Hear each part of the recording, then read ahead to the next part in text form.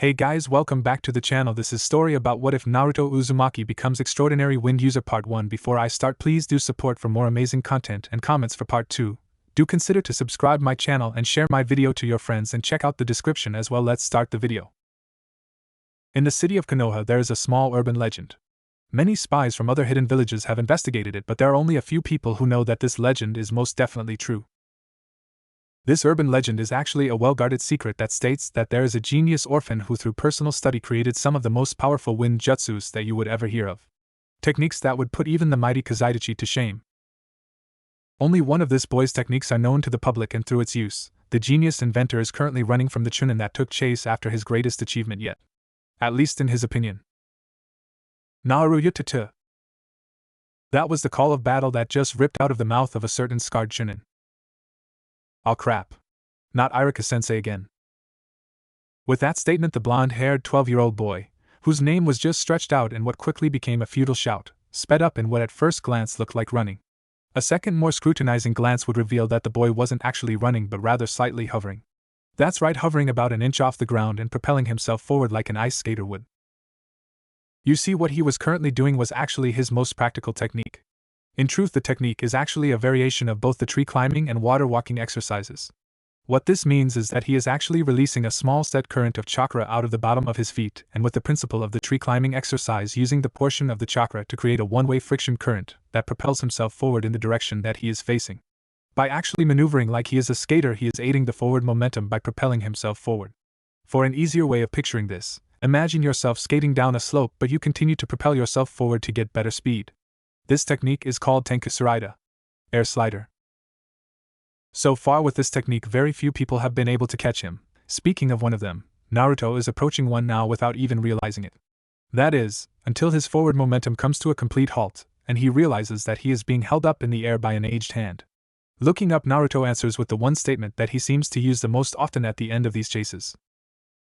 "Oh hey old man." Naruto waves at said old man from his hanging position, who just smiles in return. "Enjoying your morning exercise, I see, Naruto," the Hokage says, smiling down at the boy. To this, Naruto can only give a sheepish grin. Mano. Could you please put me down now?" "Sure, Naruto. Only once Iruka catches up though." To this, Naruto could only groan. "Alright class, now that our resident prankster is back among us." This first sentence resulted in light laughter from most of the students in the class. "We will be doing review of the Henj no Jutsu." Yumino Iruka stood at the front of the classroom with an amused smile on his face as he looked over the students of his class. Iruka waited a few more seconds for the students to calm back down before he continued. "As we all should know by now, the Genin exam will be tomorrow, so we will be doing this review in order to be sure that we are all ready, and if not, the respective people will have a better clue of what they need to touch up tonight. Alright," he claps his hands to make sure that he has everybody's attention. "Everybody please line up at the front of the classroom. We will begin right away." It was 2 hours later after class that Iruka and Naruto stood at the base of the Hokage monument looking up at the results of what Naruto had done. The faces of the Hokages stared out over the village with paint that made the first look stuck up, the second looked like he was about to start a rant, the third had a nosebleed, his eyes looked glazed over and he had a perverted grin, and the fourth was the only one untouched except that he was painted to look like a real person instead of just a stone face. They stood staring up at Naruto's handiwork for a few minutes in silence before Iruka broke said silence with a question. "Why?" Naruto moved his eyes from where they were recently glued to the lifelike visage of the fourth over to his teacher. As a reminder. That answer was one that Iruka was not expecting. He turned his face down from the monument to look at Naruto, as he looked back up at the face of the fourth. Out of the corner of his eye, Naruto saw the unspoken question on Iruka's face.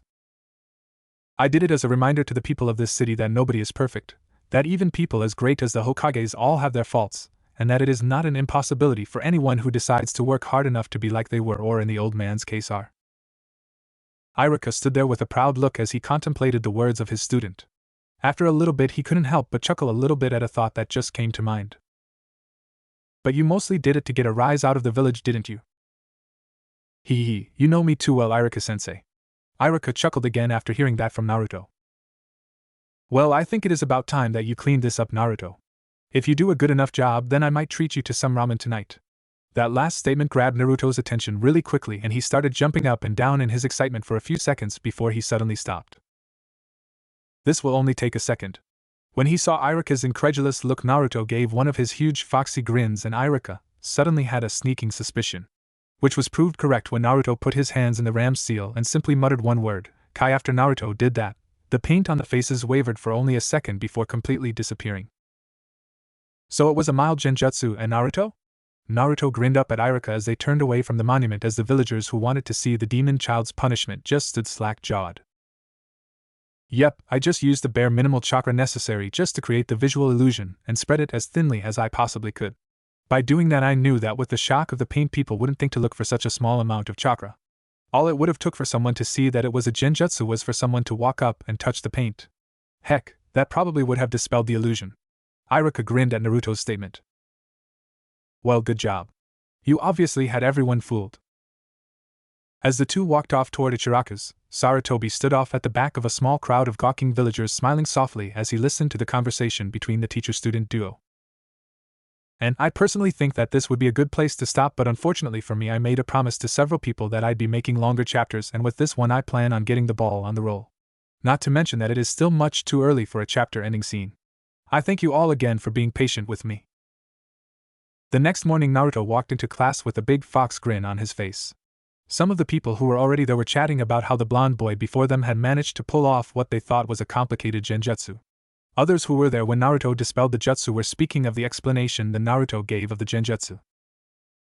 As this was going on, there were two specific people who each in their own way was thinking about what Naruto had done. None of the three expected for them to ever wind up on the same team. A few minutes later, Irika and Mizuki both walked into the classroom, and as Mizuki walked through another door into the back room, Irika called the students' attention through his usual, unfortunately, necessary loud shouts. Once everyone was calmed down, Irika took a deep breath and began to explain the test. Alright everyone, I know that nearly all of us are overly excited to be here today. As he said that, his eyes wandered over the ever-silent Aburame, the lazy Nara, and the brooding Uchiha. Unfortunately, before we get to the test, there is something that after talking to the Hokage we thought would be a great last lesson for you.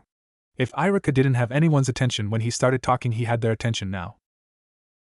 Irika grabbed an 11-foot-long scroll that was leaning in the corner of the room that was until then ignored and hung the opening flaps on two small hooks that were put on the ceiling for this purpose. When he pulled the scroll open, he got snickers from some, curious looks from others, and some full-blown laughter from a certain Inuzuka. Naruto was one of the curious onlookers, instead of blowing out in laughter like Kiba, because there hanging in front of the class was a large painting of the Hokage monument with the extra additions that Naruto had done with his genjutsu. Irika smiled as he looked at each student before he continued speaking. Now, this is one of 3 different paintings made of the Hokage monument. Yesterday evening, while I was in a meeting with the Hokage, the artist who made this painting visited us, and we discussed a few things about it. What we are going to do is a quick group analytical exercise. That means I want you paying attention to Shikamaru. Another few chuckles while said Nara lifted his head from his desk, mumbling troublesome under his breath. What I would like all of you to do, except for Naruto, that is, since he is the one who started off this whole thing and knows this already, is to take the next 5 minutes and individually analyze this painting. I'd like each of you to write down your observations. Before you start, I'd like to remind all of you to read beneath the underneath. After the 5 minutes are up, we will take 45 minutes to discuss all of your thoughts as a group. After this, we will do our Genin exam. You may begin. Naruto, if I may talk to you out in the hall for a minute. Naruto, I hope you don't mind that the Hokage and I deciding to use this as the last lesson. Said boy stood across from Irika in the hallway. I don't mind at all, Irika-sensei. Naruto rubbed the back of his head. It's just a little embarrassing is all. Irika smiled down at Naruto hearing this. Well, at least you aren't going to die of embarrassment by the look of things. At the end of the discussion, I'd like you to tell everyone what you told me about it. Is that all right? Naruto nodded. How about we get back to the others then? Uzumaki Naruto. Please follow me to the testing room now. At this point of the test, there were now only 2 students who needed to do the jutsu portion of the test. Of the 30 students in the class, 3 have failed so far. Naruto was nervous about this part of the exam. Not because he didn't have confidence in his abilities, but because from the whispers of exiting students he knew that the test required the use of the One Academy jutsu he knew was an impossibility for him to perform. The Bunshin no Jutsu. Yes, Naruto knew how to properly perform the technique. But there was one slight problem. Okay, now Naruto. In order to pass the test, you must create 2 perfect replications of yourself. Here Naruto gulped and started sweating a little more. Ano-sensei, but I can't. Naruto looked down as he said this. And why would that be? asked Mizuki, the teacher's assistant. I'm unable to use the proper balance of chakra necessary to make the replication stable. When Naruto said that, Mizuki raised an eyebrow as Irika frowned slightly while crossing his arms across his chest. I'm sorry, Naruto, I do know of your problem, but the academy requirements state that you must be able to make 2 perfect replications in order to pass the Genin exam. No matter what I said, the people in charge wouldn't waver on that requirement. You'll just have to try your best, and if you're unable to do it, try again next year. Alright then, Irika-sensei. I was wondering then, if I'd be able to do a slight shortcut in the technique? Irika and Mizuki were curious about what Naruto was talking about. As far as they knew, there were no ways to shortcut a jutsu except to learn the feelings of the molding chakra in order to skip the hand seals, but Naruto said himself that he is unable to produce the balance necessary to create stable replications. Will you please explain for us, Naruto? At this statement, Naruto put on his foxy grin as he started talking. In the last several months, I've been doing research on the origin of hand seals and how they affect our abilities to mold chakra. As I was reading the beginning of this book I found in the library, it gave an explanation of how the first ninjas used jutsu, and how at first they actually had to write each jutsu in a seal form, then have a monk at a temple bless it to give the paper chakra. Irika nodded for Naruto to continue. Then several years later, a person whose name was never recorded discovered that these seals could be used to help change how chakra flows in a person's body. Okay, Naruto, this is very fascinating and all, but how does this help with how you're going to perform this shortcut to using Bunshin no Jutsu? That's just the thing. That person's discovering led to the inventing of the seal tattoos. By using ink to draw a seal on themselves, they were able to make it so that by just focusing a little bit of chakra into the tattoo will force the person's chakra to mold in the shape required to perform the jutsu with their own chakra. Unfortunately, through this means you could only use as many jutsu as tattoos you were able to put on your body. Around 100 years later, the first hand seal was discovered. That's now getting too far ahead of myself. What I have here, Naruto walked closer to the teacher's desk and pulled up his right sleeve to show them the inside of his wrist, is a temporary seal tattoo that I made myself. By charging my chakra into it and focusing on the parameters I wanted, I'll be able to make the clones without using any seals. In order to make the seal, though, I had to do several cross-references on how hand seals mold chakra, along with which ones are necessary, and how each line in the seal that I made will mold chakra in the same way as the appropriate hand seal would. I used a really diluted ink though, so this tattoo only has one use before it will fade away due to the chakra exposure. Besides, I don't have the things necessary to make a permanent tattoo. I don't plan on relying on Bunshin no Jutsu anyways. Irika and Mizuki were only able to blink as they took all of that information, and they were both pretty impressed with the information that was passed to them by their student. This would be one lesson that would be relayed to the Hokage later to see what he would have to say about it. Well, I don't see why we wouldn't be able to allow this. He would still be performing the technique. This was said by Mizuki. After a bit of thought and staring at the temporary tattoo, Irika gave his answer as well. Sure, I guess. With your technicality that normally doesn't allow you to use Bunshin no Jutsu, I guess I can make this count since you did all of that extra research. Alright. This was shouted by an enthusiastic Naruto as he hopped by to the place where he was to perform the jutsu. Naruto charged his left index finger to the tattoo and mumbling the name of the jutsu to himself. 2 clones later, the teachers congratulated Naruto on a job well done, and Naruto walked out of the classroom a very happy person. Beep beep beep beep beaker smash. And alas, arrived the death of yet another perfectly normal alarm clock, this time by an unseen instrument, which seems to be held like a sword in the hands of an awakening Uzumaki Naruto. Grumbling to himself, Naruto got up from his bed and, still in his half-awake state, swept the broken clock into the garbage can along with the remains of 4 other alarm clocks. He would repair them again later on. With that out of the way, Naruto's day started like any other day for him. This includes the morning cold shower. God, he hated the owner of the building sometimes, eating his semi-healthy breakfast of rice and a few vegetables mixed into his cupped ramen while reviewing some of his scrolls on anything he was able to find over the years chakra-related, putting on his ugly orange jumpsuit. The one he had to debate with himself about painting a bullseye on the back of for added effect, but decided it would be a little too much, and refilling his water bottle that he kept in his kunai pouch for whenever he happened to need some for a water jutsu, or when he was just plain thirsty, of course, and then finally starting to make his way to the academy while ignoring the glares and low murmurings about the young demon. Hyuga Hinata was having a good day. She woke up on her own this morning an hour early, had a quiet breakfast, didn't get put down by her father, though this was due to not seeing him, and had a nice leisurely walk around Konoha before walking into the classroom at the academy 20 minutes early to discover that Naruto was already there talking to Shikamaru and Chuji about possible teams and how different skills and aspects would work in a battle and how certain ones might be used to counter specific skills that they knew about. It always seemed to her that Naruto and Shikamaru always got into those conversations whenever one of them learned something new or came up with a new idea. It was always fascinating to hear what they would talk about. Hinata giggled to herself when she suddenly realized that these conversations were the only things Shikamaru actually put effort into other than playing shugi, and cloud watching, even if it was in that lazy way that he did everything. Iruka sat at the teacher's desk watching the two new ninjas talk adamantly with a small smile on his face. He was glad to see that it seemed that Naruto had two people who looked to him as something other than the prankster Naruto. Well, that was until the discussion the other day before the test.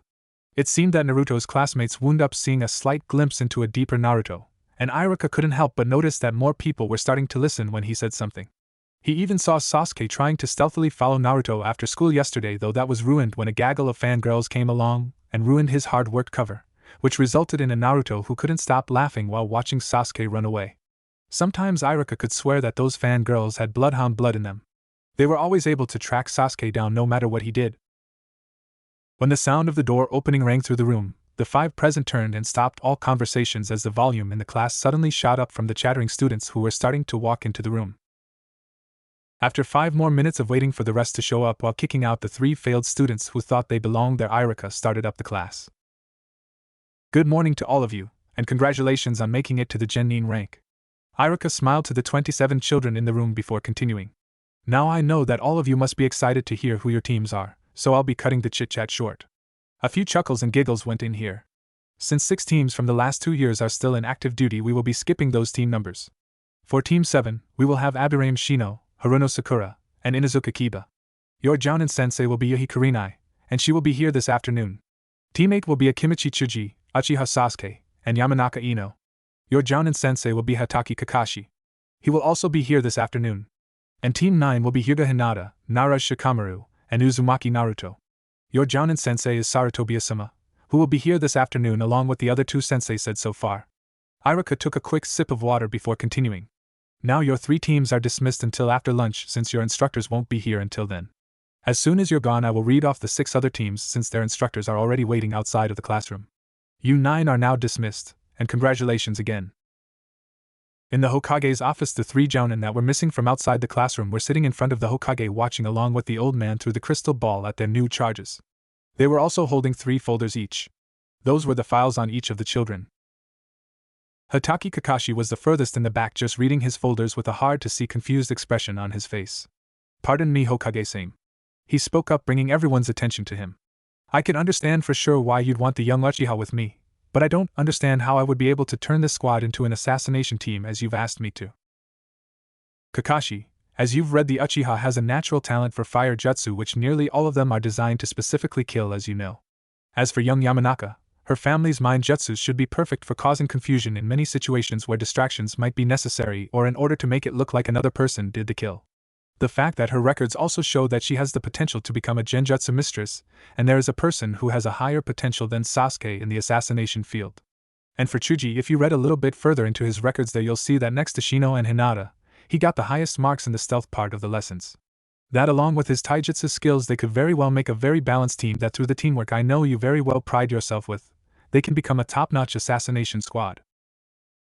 While I'm on the subject, Kurinai, what I'd like to see you try and do with your squad is to create a tracking squad. I'm sure you can see Kiba and Shino fitting into the role well, but Sakura was also put in there because of her very high chakra control, an almost natural talent for genjutsu, and the knowledge that she has on that subject as well as trapping. I believe that she will fit right in, though she doesn't have as high of a potential as a tracker as her teammates do through their bloodlines. And Asuma, I would like you to create an assault squad out of your 3 pupils. At first glance it would appear that Ino and Sasuke would be better fit to go into this squad, but I decided on Hinata and Shikamaru to go into this squad due to the friendship that these 3 already have as well as their independent strengths and weaknesses. Despite her lack of confidence, Hinata is an excellent taijutsu user. She also has the most potential out of the graduates this year as a medical ninja. I've even heard that she's been practicing making healing bombs. Along with a high rating in chakra control for her age and her bloodline limit, she would make an excellent frontlines ninja. You could probably teach her more ninjutsu though, and maybe get her to expand on her taijutsu by teaching her another style. Maybe even seek Guy's help for some advice there. Kakashi choked on a cough at that last statement. If you're worried about what her clan will say, then don't. I've already talked to Hayashi, and he's told me in complete confidence in himself that he doesn't care what you do with her.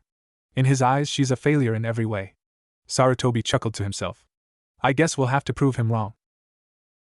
Naruto Shikamaru is actually the worst case of the three. He has the highest IQ among his fellow graduates, and a strong ability to learn.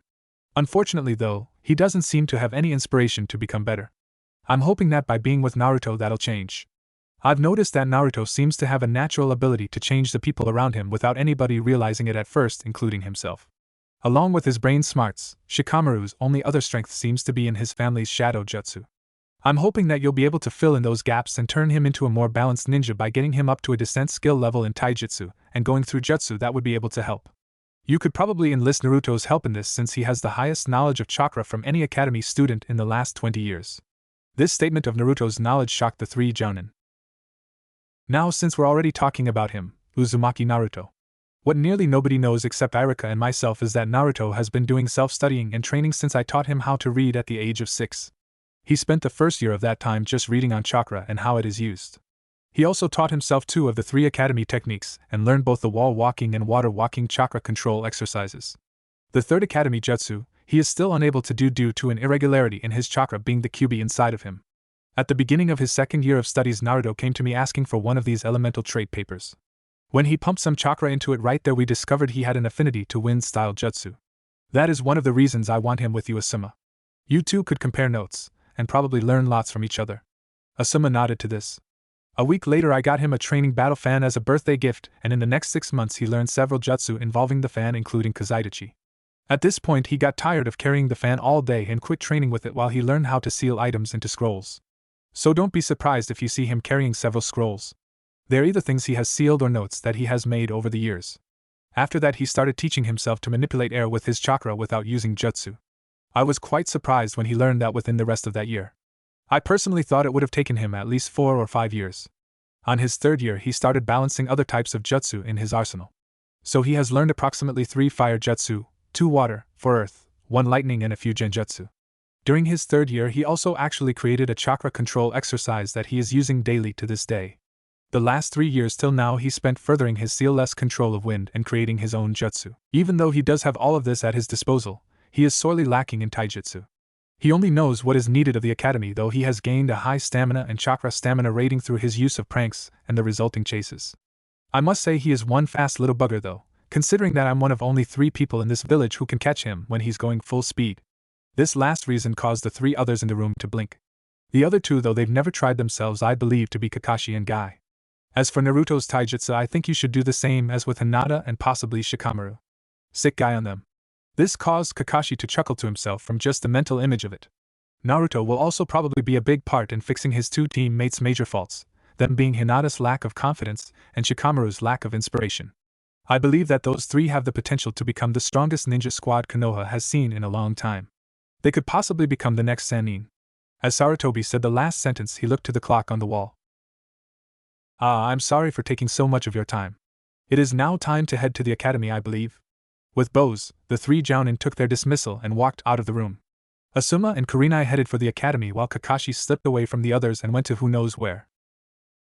After a quiet lunch, Hinata, Naruto and Shikamaru in the classroom with the other graduates chatting. So Naruto, how did you pass the test?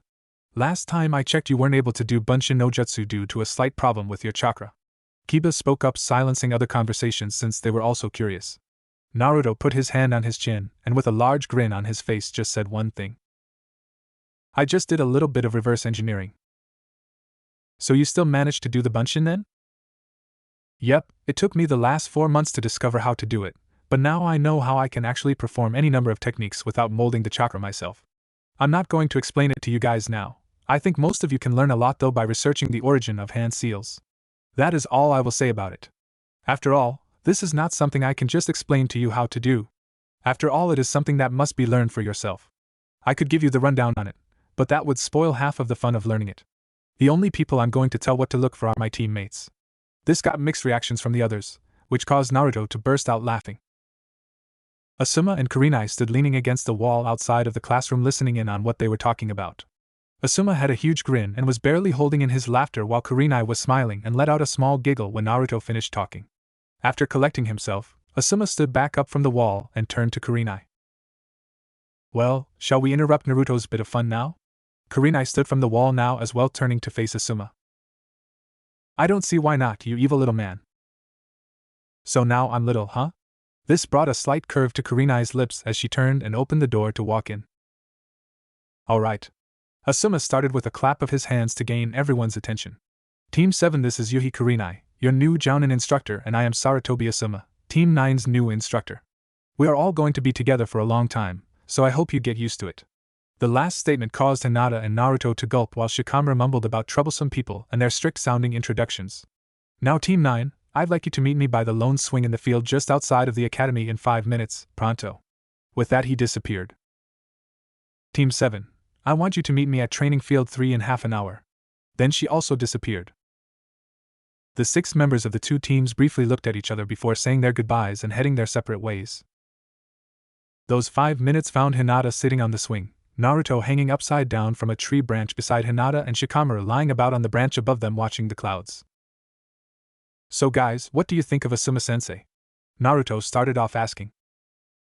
Can't really tell yet. We did only hear him talk for about 30 seconds if you remember. Don't you? Was Shikamaru's lazy reply. I guess you're right. Naruto said this just before he went into his pouting position, which caused Hinata to giggle quietly to herself. This brought the attention of her teammates to her. So what about you, Hinata? She gulped a bit as she started to turn red due to the attention she was now getting from Naruto. This also caused Shikamaru to smirk a little as he noticed the blush. What about me, Naruto-kun? When she said this, Naruto went into a contemplative pose, making it so that Hinata had to hold back another giggle as Shikamaru turned from the sky to watch the two. I don't know. What do you think of Asuma-sensei? Can you tell us more about yourself and maybe your skills? You know, anything really. I'd just like to hear you participate in the conversation. You are one of our friends and our teammate after all. That caused the Hyuga heiress to go even redder in the face as she started stuttering to herself. Fortunately for Hinata, this was the time that their cigarette-smoking sensei chose to show up in a puff of smoke. Well, don't jump the gun already, kids. I guess I should have told you that we'd be doing introductions as soon as I got here. Since he appeared right behind Naruto as he started talking, this caused Naruto to jump right to his feet, spinning around to yell at their instructor. You're right on time, sensei, and I mean right down to the second, finished Shikamaru, interrupting him. This caused Naruto to glare up into the tree while going into his pouting pose. You know the one, arms crossed and sticking his lower lip out while squinting his eyes. Hinata had to stop herself from yelling out kawaii to the world. After all, it wouldn't be proper of one of her family. Instead, she settled for giggling again. Asuma looked at each of his students in turn. Shikamaru, who was lying about on a tree branch, staring at Naruto with a slight smirk on his face, Naruto, who was still standing with his arms crossed and glaring up at Shikamaru, and Hinata, who was watching the two while quietly giggling to herself about their reactions.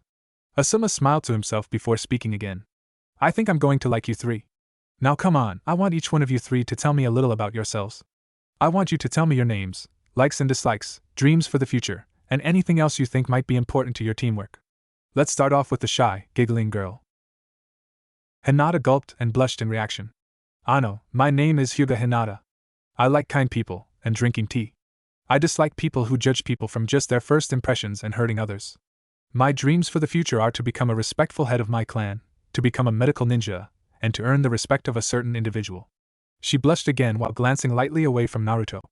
As for my abilities, I have a little bit of skill in my family taijutsu, though it isn't enough to impress my father, and I also know the 3 academy jutsu. I would like to learn more, but my clan is set in thinking that our family taijutsu style is all that we'll ever need, so unless given express permission by the clan council, we are not allowed to learn other jutsu or taijutsu styles than what is needed to become genin. She looked disappointed as she said the last sentence. And also, I have pretty good chakra control. She added this last bit as an afterthought. Alright, thank you very much for the little introduction, Hinata. Now go ahead, lazy boy. Shikamaru gave a slight scoff while Naruto chuckled, finally giving up on the glare. My name is Nara Shikamaru. I like cloud watching, playing shogi, and being lazy. Insert a joking glare at Naruto here. I dislike loud noises and annoying people. Though I can stand those things if they're a part of a really interesting conversation. My dreams for the future are to become an average ninja, get married, and to have a small family with well-behaved children that won't be too troublesome. Naruto laughed loudly at the last part, earning another slight glare from Shikamaru. I must say that my genjutsu and taijutsu absolutely suck, though my ninjutsu is average. The only ninja skills that I excel in are stealth, infiltration, information gathering, and my family's shadow jutsu, though they are often used for either infiltration, distraction, or assassination. Very good, it seems to me that you actually have a few more skills than what I read in your student profile. I look forward to seeing what you and Hinata can do. Now, on to our little prankster. Who's the little one? Naruto looked back and forth between both Hinata and Shikamaru, realizing that he had to look up slightly to see either one in the eye. Hey! Just get on with your turn, Naruto. Sheesh, so troublesome. Guess who? Oh, shut it, Shika. Suddenly Naruto was back up to his hyper self. My name is Uzumaki Naruto. I like playing pranks, studying anything I can find on chakra and talking over what I learned with Shika here, and ramen. I dislike bullies, closed-minded idiots who refuse to see past an image, and the 3 minutes it takes for ramen to cook in the boiling water. My dream for the future is to become Hokage. But lo and behold, I actually have a set of more realistic goals to obtain, for you see, a dream is only a dream until you've obtained it. Once you've obtained the dream, then what is there left to do with your life, and you'll never live satisfied. The little about Naruto's views on dreams surprised the three around him. When Naruto saw the surprised looks, he only grinned and continued. My goals for the future are to become a respected Jonin, to get married to a nice girl, and to have a family that I can raise and make sure that they never have to grow up alone like I have had to so far.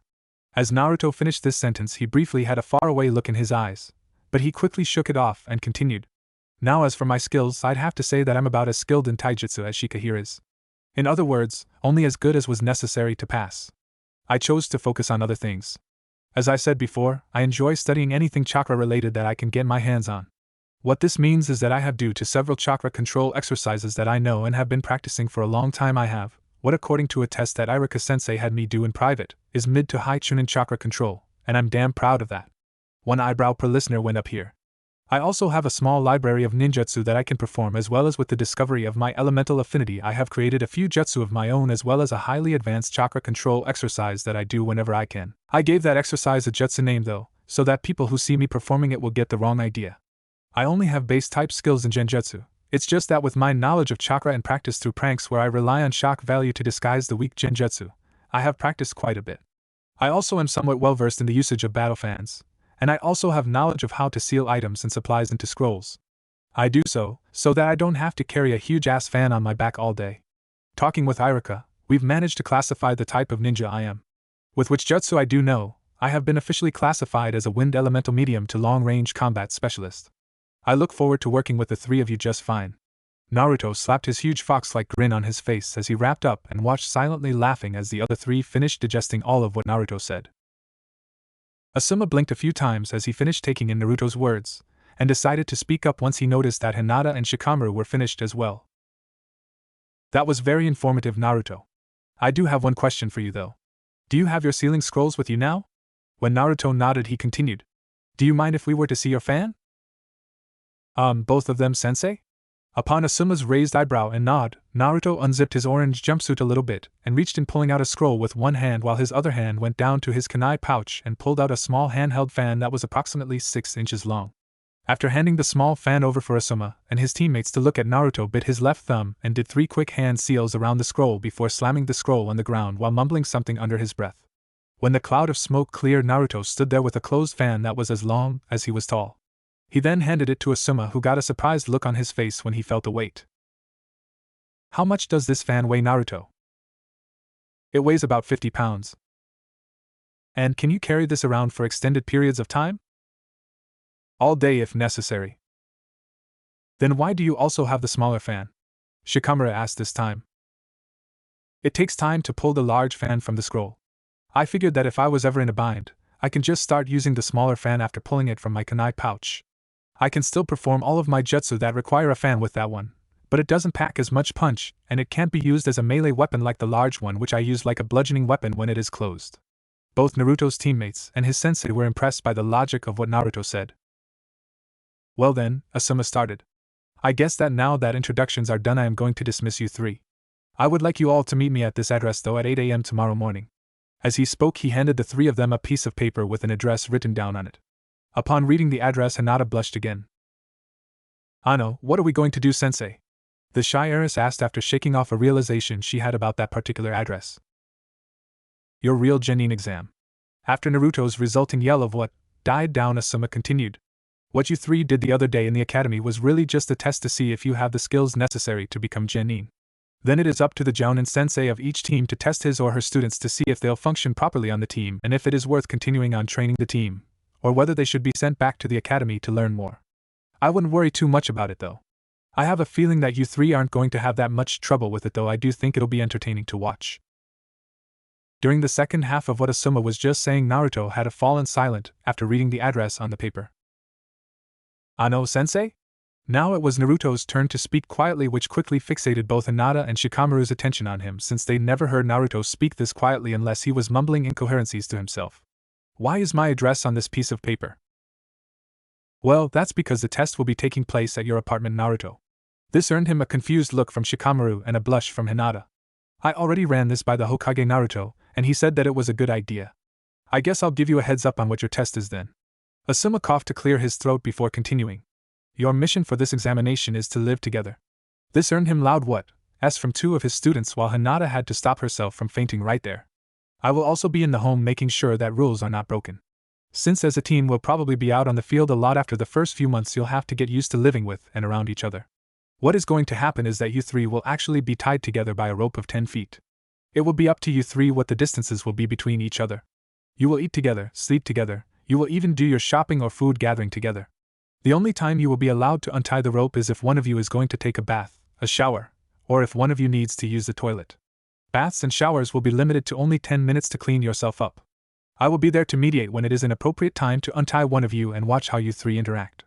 Depending on how things go, I will decide at midnight of the third night whether or not you three will become my team or not.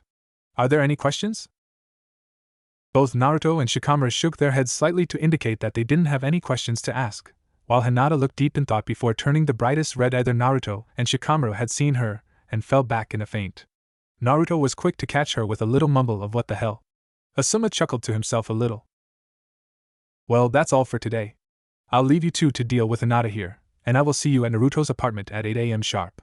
With that, Asuma disappeared in a poof of smoke, leaving Naruto, who was trying to wake Hinata up, and Shikamaru, who could only watch while murmuring to himself about Trouble Sensei and their equally troublesome tests. 2 months and exactly 100 D-rank missions had gone past since Team 9 was officially formed under the Jonin, Sarutobi Asuma. Team 9 was currently standing in front of the Hokage's office waiting for their new assignment.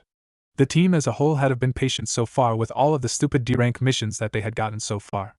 From doing gardening to finding the daimyo's wife's lost cat, the team had done pretty well all of the different varieties of D-rank missions that they could have received, several of them multiple times, especially finding that irritating cat. Well, it seems that your team is finally ready for a tougher mission, the Hokage said, starting the conversation. With that declaration, Team 9 let out a collective sigh of relief, to which the Hokage looked unamused. Alright then, for your first E-rank mission you will be escorting the captain of a team of bridge builders to the land of the waves. There you will continue to protect the client until such a time as the bridge he is working on is complete. At that time, you will return to Konoha for a 1-week rest before you will be put back on the active ninja list, and you will continue missions. Are there any questions? When there was no reply, the Hokage called out to a side door. You can let the client in now. The team did a quick one-over of their client, and they all came to the same conclusion. Old and drunk. The tall, white-haired old man looked over the team and, pointing at them, loudly declared, I am Tazuna, the super bridge builder. Are these brats really going to be able to protect me? Sarutobi chuckled when he noticed the glare that Naruto sent at the man with just enough killing intent to freeze him in his tracks. Yes, I'm sure that this team of Genin will be enough to serve your purposes, Tazuna-san. This is one of the best teams we have available at this time. They should be more than enough to protect you from any bandits that may decide that they want your head or wallet. Asuma clapped his hands to get his team's attention. This also had the effect of releasing Tazuna from Naruto's little bit of killing intent since Naruto turned to his sensei. We will meet in a half-hour at the West Gate. Pack supplies for about 1 month's worth of time away from Konoha. You are dismissed. When he finished the statement, Naruto simply disappeared out of the window, while his teammates shook their heads at his antics, and walked out the door. It was only 10 minutes before Asuma and Tazuna arrived at the gate to see Naruto leaning against the wall next to the gate with his eyes closed. Asuma looked over at the client before quietly chuckling to himself when he saw that Tazuna was puzzled by the lack of visible supplies on Naruto. Hey brat, didn't you hear what your sensei said about packing for this trip? Tazuna called out as he and Asuma walked the last short stretch to the gate. Yeah, I did. I didn't need to pack anything, so I came straight to the gate, old-timer. Naruto replied as he opened his eyes to look at Tazuna. Tazuna fumed for a few seconds at Naruto's disrespectful response. Didn't anyone teach you to respect your elders, brat? Was the all but yelled response from Tazuna. Respect is earned, not given, old-timer. Naruto nonchalantly replied while closing his eyes again and waving his right hand in Tazuna's direction. The nerve of that Tazuna never finished his statement, since he was interrupted by Asuma. I'm sorry, sir, but I happen to agree with Naruto on his view of this matter. He is just showing you the same respect as you have shown him so far. Who knows? Asuma punctuated this sentence by shrugging his shoulders. If you start to show some respect to him and his teammates, then he might start returning the same courtesy. Tazuna huffed for a few seconds while switching his gaze back and forth between Asuma and Naruto. Then he stopped, and a small smirk that Asuma found spookily similar to the one that Naruto was currently wearing. So let's get this straight, brat. Right now I don't respect you, and you don't respect me. At this point the smirks on Naruto and Tazuna's faces grew a little larger. So that puts us on neutral ground. They both finished at the same time. So then, brat, what's your name? Uzumaki Naruto, and you better remember it, because one day I will be famous throughout the 5 shinobi nations. Got that, old-timer? We'll see about that, brat. Why do I get the feeling that these two are a little too similar? Was all Asuma could think as he looked back and forth between his two smirking companions while sweat dropping. It has been half a day since the trip started, and the majority of Team 9 was bored.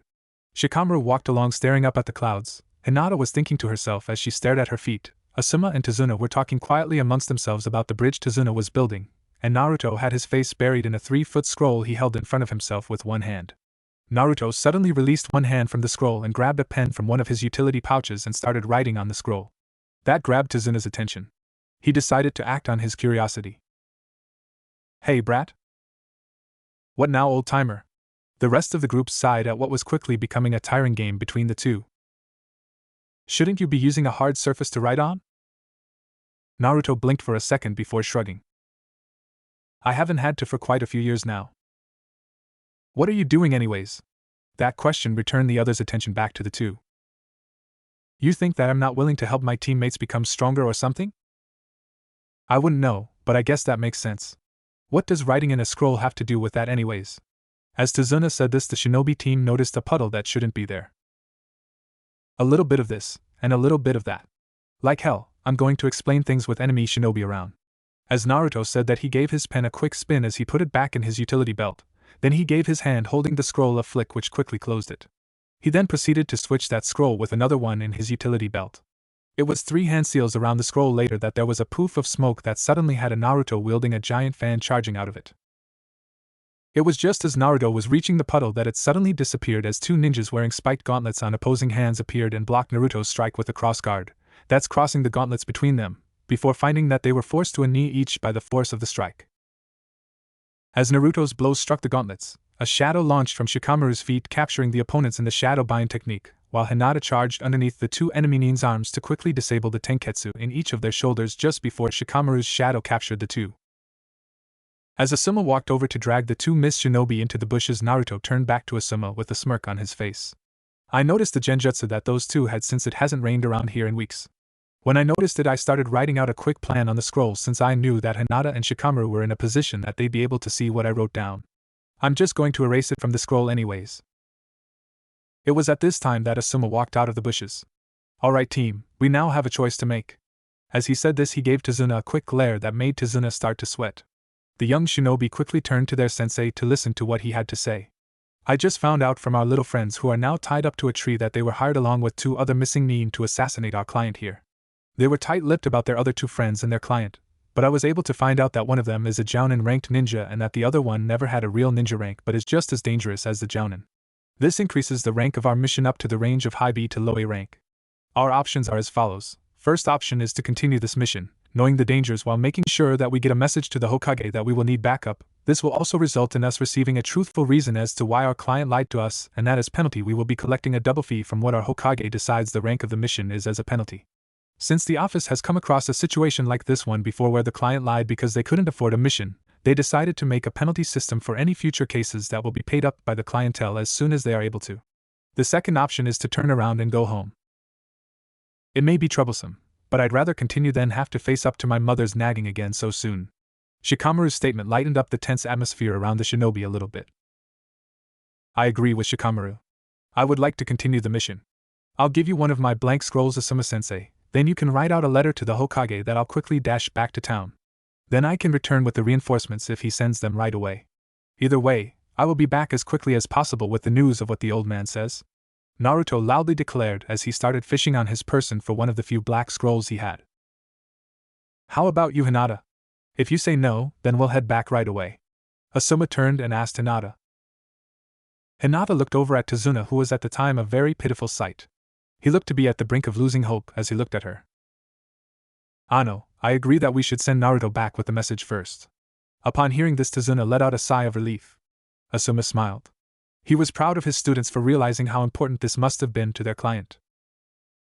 "Alright then, get me that blank scroll you were talking about, Naruto, and then we'll send you back to Konoha. How long do you think it'll take you to get there?" "About 15 minutes.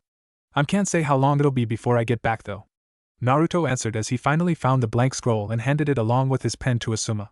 This left Tazuna gaping. After Asuma finished writing his letter, he handed it over to Naruto, who took a brief second to concentrate before Tazuna saw Naruto visibly rise off of the ground an inch, then proceeded in racing back along the way. They came faster than Tazuna had seen anybody move in his life. Hatake Kakashi was bored. It was 4 hours ago that he started a shift assisting the 2 standard Chunin who always guarded the western gate of Konoha. It was years ago that the Hokage decided that there would always be a Jonin assisting in gate guard duties at all times. Kakashi sighed to himself, wondering for the 3rd time that hour as to why he ever quit ANBU. His 3 students were quite a pack of trouble. Uchiha Sasuke was as much of a stuck-up, revenge-consumed boy as Kakashi expected him to be.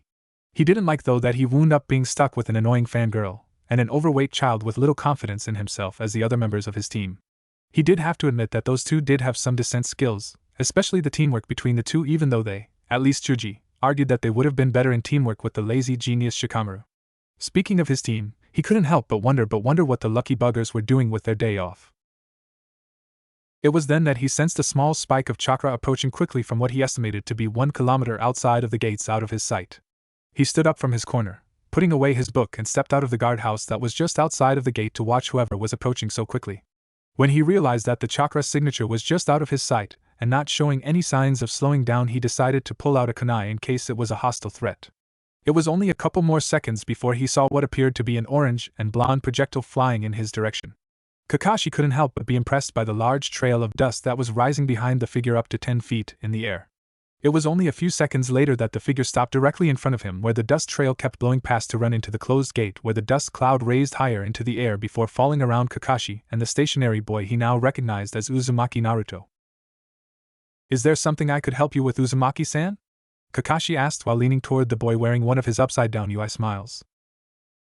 That temporarily disturbed Naruto, so it took him a moment to remember what he was doing.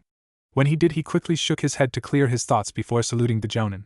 "Uzumaki Naruto here to deliver a request to the Hokage for an additional team for AC Turn B or higher-ranked mission." Kakashi raised an eyebrow hearing Naruto's respectful tone. It must be the situation by the sounds of things. "Alright, Uzumaki. I will personally accompany you to the Hokage's office, where I will request for my team to join your own so that we may get back to your team ASAP. Please follow me. Now let's see if the rumors about his speed are true." With that thought, Kakashi took off at what for him was a string combat pace. To his surprise, Naruto was keeping up, even if just barely. The Hokage was bored. Unfortunately for him, this was a far more frequent turn of events for him than it was for those that wound up at guard duty, since they did it in shifts while the Hokage was signing paperwork and doing other miscellaneous things in his office from sunrise to sunfall. Because of these circumstances, he was pleasantly surprised to have an interruption in the form of Hatake Kakashi walking into his office. That was until he saw Naruto walk in behind the Jonin. "Report," was the Hokage's starting comment. Naruto gave the Hokage a quick salute before stepping forward and handing a scroll to the old man.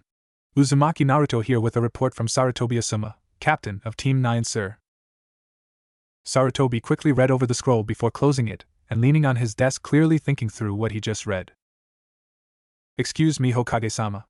Today is normally my team's day off from doing missions, but if you want to get a team out quickly, then I can assemble my team and have them ready to go within the hour."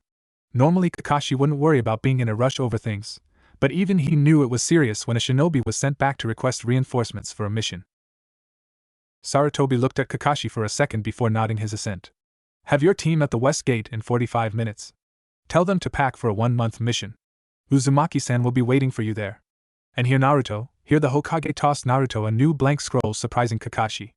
To replace the blank scroll your sensei used to write his letter. Thank you, sir. Sasuke was walking on his way towards the western gate with a small backpack full of camping supplies on his back. He didn't know whether to be upset or excited by what his sensei told him 15 minutes ago. His team had their first higher-ranked mission. He thought it was only a C-ranked mission considering that his lazy sensei didn't bother to tell them the rank. He'd have just decided to settle on being quietly excited when he noticed who was leaning against the wall next to the gate. It'd have been quite a while since he had seen Naruto. The only reason why he bothered to remember his name was because Naruto always got on his nerves with how he was, what was obvious to Sasuke, more intelligent than nearly everybody in their graduating class, yet decided not to flaunt it off in order to get second in class, next to himself of course. Sasuke walked over to lean against the opposite side of the gate from where Naruto was. Naruto glanced out of the corner of his eye at Sasuke and noticed the traveling bag on Sasuke's back. Naruto turned and walked towards Sasuke. Are you a member of Hatake Kakashi's team? The question from the blonde prankster caught Sasuke off guard. Yes. He answered with what the casual observer would take to be indifference, but Naruto knew a mask when he saw one. I will be escorting your team to the point where my teammates and sensei are waiting for my return. From there we will be continuing a C turn B or higher ranked mission. Everything that Naruto had said to Sasuke so far was said in a professional way. Naruto had decided that with the seriousness of the situation he would do his best not to annoy his temporary teammate. Why did they send you back? We were attacked by 2 hired missing nin. My teammates and I were able to take them out, but when Asuma-sensei interrogated them we learned that they were just 2 of 4 missing nin hired to assassinate our client. My sensei sent me back for reinforcements since he learned that the other 2 missing nins were more dangerous than the ones we already defeated. Sasuke let the information roll around for a second before he smirked at Naruto. So your sensei thinks that your team is too weak to handle it then, huh? The smirk didn't stay on his face though as he found himself lifted and pressed into the wall by Naruto. Let's settle this right now, bastard. You shouldn't jump to conclusions like that. What you have obviously failed to grasp is that my sensei may not think that we could handle the mission ourselves, but that doesn't mean that he thinks we are weak. He just knows that we are inexperienced, and that it would be better to have backup in order to help handle the situation. It was actually my idea to send for reinforcements, so don't go around saying that our sensei doesn't trust us, you got that? When he finished, Naruto put the other boy back on his feet, then took a step back to give Sasuke some room. Now that I've spoken my mind about your inappropriate comment, I will ignore the fact that you spoke ill of my team. I would advise that until the situation has settled down to a point where things aren't as serious, for you to refrain from any such comments. Here Naruto narrowed his eyes at Sasuke, surprising the Uchiha. I will not tolerate them. Before Sasuke could reply back with a heated comment, Kakashi showed up just as his other 2 genin showed up jogging. Naruto is correct, Sasuke. This is a serious situation and distractions like rivalries will not be tolerated until such a time as the situation has calmed down sufficiently. Here he caught Chuji and Ino's eyes. This will not be tolerated from anyone. Got that? Upon seeing his students grasping the seriousness of the situation, Kakashi went back to being all smiles again. Good, now that everyone is here we will proceed to the rendezvous point where we will meet Uzumaki-san's team. On our way, Naruto will repeat for Chuji and Ino what he explained to Sasuke and maybe give a few more specifics of his team's situation. Let's go. It was 2 hours of tree hopping later that Naruto followed by Team 7 showed up where Naruto had left his team. At first they couldn't see anybody, but that was fixed a few seconds later when Naruto pulled a small fan out of his kunai pouch and opened it before fanning his face for a few seconds, then loudly snapping it shut. Ah, Naruto. You certainly didn't waste any time. Asuma announced his presence as he jumped down from a tree only 5 feet to the right of the dirt road. Where's the client? Kakashi asked. He's up in the tree with Hinata and Shikamaru, who are making sure that he doesn't fall. Immediately Naruto gave a smirk before turning to the tree his sensei jumped out of. Having fun up their old timer? Asuma and 2 unseen voices groaned aloud at Naruto's loud greeting for Tazuna. This was followed by a quick bark of laughter. You don't have a clue what this is like for someone with no shinobi skills like me, brat. As Tazuna said this, Asuma walked back over to the tree to help their client out of it. When the whole of both teams and their client were back on the ground, they started walking again. So Asuma, did you get an idea on who the 2 missing nin that your cell beat? Kakashi started off by asking Asuma. It took me a few seconds of scanning my bingo book, but I was able to identify them as the Demon Brothers. They are 2 ex-Jonins who are C-rank criminals from the Hidden Mist Village. Here Asuma snickered. They were going to try a surprise attack, but my students saw through the genjutsu that they were using and beat them to the punch. Kakashi raised an eyebrow to his fellow Jounin's boasting. And what, pray tell, was the genjutsu they used? They were hiding in a puddle on the side of the road. It hasn't rained here in weeks, Kakashi stated as he looked up at the sky. Exactly, was Asuma's one-word reply. 20 meters off of the left side of the road, a masked ninja listened and watched the proceedings. I'll have to report this to Zabuza-san. As he was starting to get up to leave, 3 of the people noticed his presence, though only one of them reacted. The blonde-haired boy looked directly into the ninja's eyes for a second before turning back to his conversation with Tazuna. Well, that's interesting. I'll have to keep an eye on that boy later. He shouldn't have been able to sense me, never mind pinpoint my exact location that easily. A few seconds after the masked ninja jumped away, Naruto slowly dropped back to walk between the 2 Jonin. Knowing that the 2 probably sensed the other ninja as well, Naruto just said what he felt was needed in a quick whisper. Hunter Nin, mask looked like a hidden missed one, probably here for the demon brothers. When he finished, he walked back ahead a little bit to start talking to Chuji about how ramen compared to sushi. Little did they know that their assumption of the masked ninja was quite wrong. It was just over a week after the encounter with the demon brothers, and all the members of the 2 teams stared. There was not much else that they could do when the bridge came into view for the first time. Tazuna and the driver of the boat watched the ninjas' reactions with smug smiles on their faces. Naruto was the first one to say anything, and to the surprise of Team 7, it wasn't shouted at the top of his lungs. Now that's a big bridge, and so it was. The bridge stood at what could have been estimated to be about 25 feet tall with supports that were estimated to be 10 inches thick. It is quite impressive, isn't it? Tazuna asked while still wearing the smug smile. Naruto and the others turned towards the proud man wearing sweat drops on the back of their heads. Well, at least the Genin did. Biggest bridge I've ever seen. Asuma answered with a nod of his head while turning towards Tazuna. I've seen one just as large in Stone Country, but it is impressive nonetheless, was Kakashi's answer as he went back to his perverted book. At this point, while the other Genin decided to turn back to the bridge for a bit, Naruto decided to pull back out one of his scrolls and read for a bit as Sasuke watched curiously. A half hour later, the boat finally pulled up to land. Well, this is where I leave, the boatman said. Thank you for your help, Tazuna said with a small bow. Thanks, chorused some of the others. Naruto, with his head still buried in his scroll, just lifted one hand and waved. This caused the boatman to chuckle as he finally turned on his motor and left. From here, the 2 teams and their clients started walking along the trail. After a few minutes, Tazuna decided to speak up. About an hour's walk from here, we will arrive at my home. There we have enough room for all of you, though that will be a tough squeeze unless we do it right. As the team continued on, Sasuke's curiosity finally got the better of him, and he wound up surprising his teammates by starting a conversation. What are you reading there, Dobe?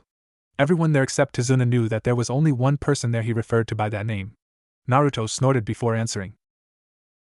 Not that it's any of your business, but I'm reviewing one of my scrolls on elemental manipulation. I can already manipulate my affinity, but I'm reading how manipulations of other elements work.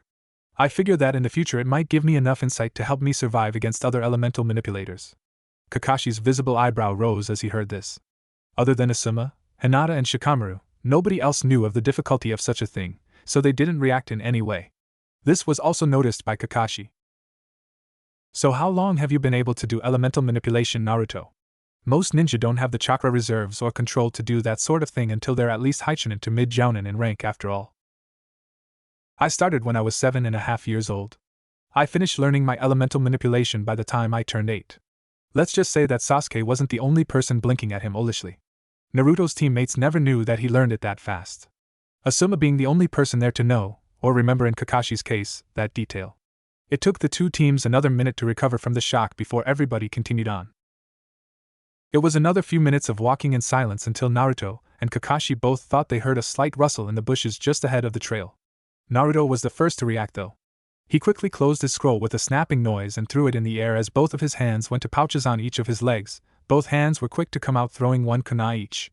2 thunks were heard at the same time as his scroll landed in his hand, which he quickly pocketed. Except for the Jounins, everybody was confused as to Naruto's actions. When they looked back ahead, they saw a white rabbit hop out of the bushes where the kunai went. Ino went pale in the face when she saw the rabbit, and was just turning to yell at Naruto when Naruto spoke first. No winter rabbit should be white at this time of year. That statement caused the 2 sensei to glance at each other in realization. Everybody hit the ground. As Kakashi yelled that, he dove to the ground, pulling Tazuna with him. Everybody else got to the ground in their own ways, and just in time too, as a huge sword spinning like a saw blade flew over their heads and stuck itself into the tree that the rabbit ran out from under. As the ninja all quickly got to their feet, a man appeared standing on what they saw to be a very large sword. Asuma and Kakashi recognized the sword as a Zanbatsu. The man was tall. Naruto estimated him to be a few inches taller than Kakashi, who was the tallest of the leaf ninja there. He had a messy head of black hair that was held back by a mist headband. The bottom half of his face and his neck were wrapped with bandages to act as a mask.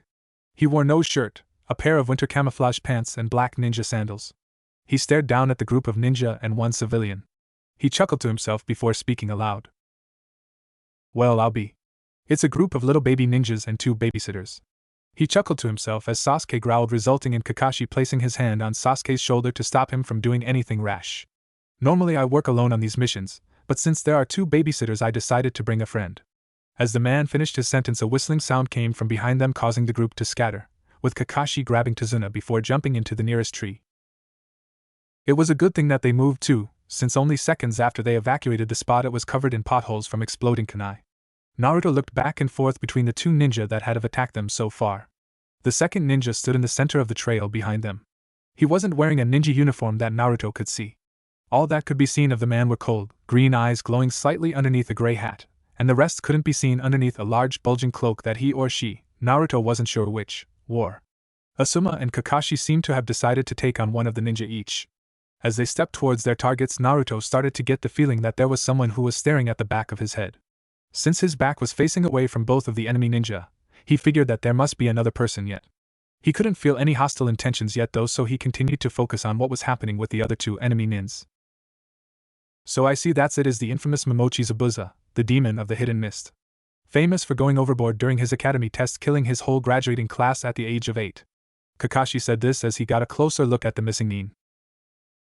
Zabuza just looked like he zoned out for a second before saying something that spooked out all of the leaf ninja. Ah yes, those were such good memories.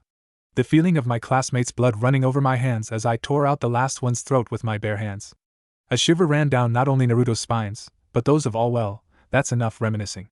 We're here to take out the old man there, so I'll have to ask you to step out of the way, or we will have to kill all of you. Naruto and Shikamaru both snorted to that statement.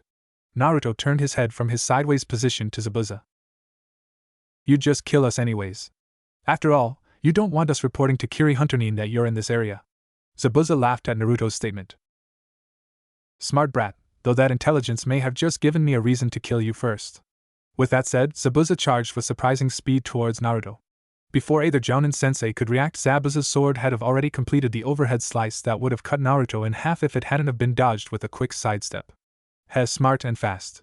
Maybe my little spy was correct about you possibly being the biggest threat on your team. Naruto's eyebrows rose in surprise, but he didn't have time to dwell on it as he was forced to dodge another attack just before the Zabuza in front of him burst into water from the kunai that Kakashi stuck in its back. Are you alright? At Naruto's nod, Kakashi turned to the lake a short distance away and watched while lifting up his forehead protector to reveal the Sharingan eye as Zabuza quickly went through some seals before mumbling just loud enough for all to hear, Kirigakyu no Jutsu. The area was then covered in a thick mist, and all of the leaf shinobi became nervous. That was until they heard Naruto's voice speak. One down. Before they felt a large spike of chakra and heard Naruto's voice shout. Take this, you scum. Saharagari, Sanjo Zie Bufu, Garito Itu. And translates directly to, spreading out like an open fan, cutting away the storm, grid blade. This was followed by an even larger spike of chakra, and then even though they couldn't see the results of Naruto's technique yet, they could hear what sounded like several swords cutting through something before they heard a voice scream that was silenced only half a second later. It was a few seconds before the second effect of the jutsu took place, where the mist was pulled away from the area towards where the second missing nin was. As the mist finished dissipating, Zabuza could be seen standing on the water with his hands still in a seal, probably shocked into stopping a jutsu halfway through, and 4 Mizubunshin at different points looking like they were trying to sneak up on the leaf ninja before they were shocked into stopping. That isn't what everyone was looking at though. They were looking between a heavily panting Naruto and what looked like a forest where a lumberjack went crazy. All of the trees in an area that covered a width of 20 meters and traveled for a distance of 100 meters were literally cut into square pieces no larger than Naruto's fist, with the body of the other missing nin in the same condition. Nobody knew what Naruto did but Naruto himself, but what had actually been covered by the mist was a quick construction of a grid of crisscrossing wind blades. Think of the wind blade Baki uses in the anime/manga. That was 20 meters tall and 20 meter wide, Think like what the lines on a sheet of graph paper looks like. That was Naruto's first chakra burst was. Then as Naruto yelled the name of his technique, he used a much larger burst of chakra in order to propel the grid of wind blades in the missing Nin's direction. So needless to say this took a hell of a lot of chakra. Sorry guys, but I'm burned out for now, Naruto said, still panting. It was then that Naruto fainted from chakra exhaustion. After Naruto fainted, the battle went on, but off in the trees 15 meters away of Naruto's position stood the hunter Nin from before. The Nin had a large sweat drop on its head as it could only stare at the destruction and the fact that it was literally one tree out of range of that devastating attack. I hope I don't have to face up to that jutsu, were the hunter Nin's thoughts on what had just happened. It was a few more seconds before the hunter Nin was able to snap its attention back to the battle just in time to watch it end just before stepping in to do what was needed. And the one thing that is undecided has come up. And that simple matter is Asuma. The thing is that I don't know much about him. Certainly not enough to put together a fighting style for him anyways. That is why I didn't show the fight scene of Asuma and Kakashi versus Zabuza. And this is also where you readers come in. I would like your opinions on what Asuma should be like in a fight. I do want to be able to us him in a fight that is coming up either on the bridge or on their next assignment. That'll depend on whether or not I have a fighting style put together for him or not. Keep in mind that if you make a contribution about your thoughts on his fighting style, I may mix and match parts. Of course I'll give credit where it is due. And I'd like to thank any contributors ahead of time for the help. Also, I only put this in here because I wanted to clear up the circumstances for skipping out on that battle now instead of having upset readers before the end of the chapter. You know, minimalizing damage and all that. I thank you for your patience with me. Drip drip drip. Groan. He gave off an audible groan as he joined the land of the living. For as long as Naruto could remember, that annoying dripping noise has always been a part of his waking moments. It was something that was such a constant that he never brought it up. It sounded like water dripping in what he would guess to be a sewer. Sometimes he did have to wonder though. Naruto opened his eyes. He stared at the roof above him until one thought entered his mind. Another unfamiliar ceiling. One thing that Naruto had never have told anybody about was the fact that Naruto had have never been able to keep the same apartment. For some reason that he still didn't know, Naruto had have only been able to stay in a single place no longer than 3 to 4 months before he would find himself kicked out of the place for no good reason. Then he would have to find another apartment complex that would accept him, sometimes even going back to old ones. Of course, whenever he did that he would find that the rent was more expensive, and then he'd be kicked out again within the next few months. This continued until he was 10 years old, when for some reason the owner of the apartment complex would always seem scared whenever he was around. Nonetheless, he never was kicked out of that place, so he continued to live there, and always showed kindness to the guy for allowing him to stay. Am I in another new apartment? No, wait a second. Memories of what happened before he fainted from his chakra exhaustion came back to him in a rush. I killed. With that thought, Naruto's mood sunk. But wait a second. I did what I felt that I had to do to help protect my friends and old man Tazuna from those two Jonin. Naruto raised his hand to his forehead and rubbed. Not to mention the fact that I probably wound up scaring the crap out of everybody there. Naruto chuckled to himself. That was one of my best techniques too. Naruto lay still for a couple more seconds. Speaking of my friends, I should go and figure out what happened to everybody. It was with that thought that Naruto threw off his covers and stood up to discover one little predicament. Where the hell are my clothes? At the moment he was in nothing but his boxers. After 5 minutes of searching the room and finally finding his scrolls piled up in the corner. They were completely covering the desk that was in the corner of the room. Naruto came out of the room he was in. Of course, being in unfamiliar territory, Naruto did what any descent ninja would do in his situation. He played the role of spy. The first person that Naruto found and spied upon was a little boy. That quickly grew boring, however, as all it seemed that the boy did was sulk in a corner of his bedroom, staring at a picture and crying quietly to himself. The next person he found was a middle-aged woman. Naruto guessed her to be only in her late 20s. As he watched her go about doing a couple chores, he started to admit to himself that she was very pretty in her own way. After pulling himself away from watching her, he continued his self-appointed mission to discover where he was. The next place he chose to stake out was the yard outside of the home. He started hiding in a shadow that was underneath the house's front porch. From there he observed the yard, which was pretty well kept. At least when compared to some of the yards that he'd have seen back in Konoha. He couldn't help but admire the small garden that was right in front of his current hiding position. There was a small fence a short distance in front of his position that wasn't very long. He guessed they just used it as a marker for the edge of their property, as opposed to actually using it to keep something in or out. From there Naruto snuck around the house, being sure to stay underneath the windows to avoid detection, over to the back of the house. He had to admit that if anything it would be an excellent spot to practice water walking if he ever felt like it. The whole backyard was pretty well a dock leading out into an open body of water. After Naruto spent a few minutes admiring the view of the sun beginning to set in the distance, Naruto decided to jump up to the roof to take a look around from there. As he looked around from the top of the house, he had the sudden urge to just smack himself on the forehead. I can't believe I didn't check the forest off to the side there. As he poked his head over the side, he heard rustling in the bushes. In reaction, he pulled some of the spare shuriken and saban that he kept in his scrolls. It was a few seconds later that he watched Kakashi and the other genin walk out of the bushes and approach the house. When Kakashi was only a few steps out of the forest, Naruto now noticed that he was walking with crutches. He looked up directly to Naruto's position. Oh crap, I forgot to hide my chakra. Oh well. The copy ninja waved up at Naruto. Oh heyo Naruto-san. Kakashi's greeting was returned by a shuriken that was easily caught. I see that you seem to not only be out of bed, but ready to continue your mission, nay? Up to here, Hinata was the only one of the genin who would have seen Naruto's position. To give Naruto more credit, Hinata had to use her Byakugan to find him. Yeah? Greetings to you too, Hataki-san. Naruto waved from his position before standing up to see the surprised looks on the faces of Team 7. Naruto patted his face for a second. What, do I have something on my face? When Shikamaru registered the shocked look that the other team was throwing Naruto, either one of them could hold their laughter in any longer, as Hinata quietly giggled with them. Now the two teams, their client and his family, sat around the dining room.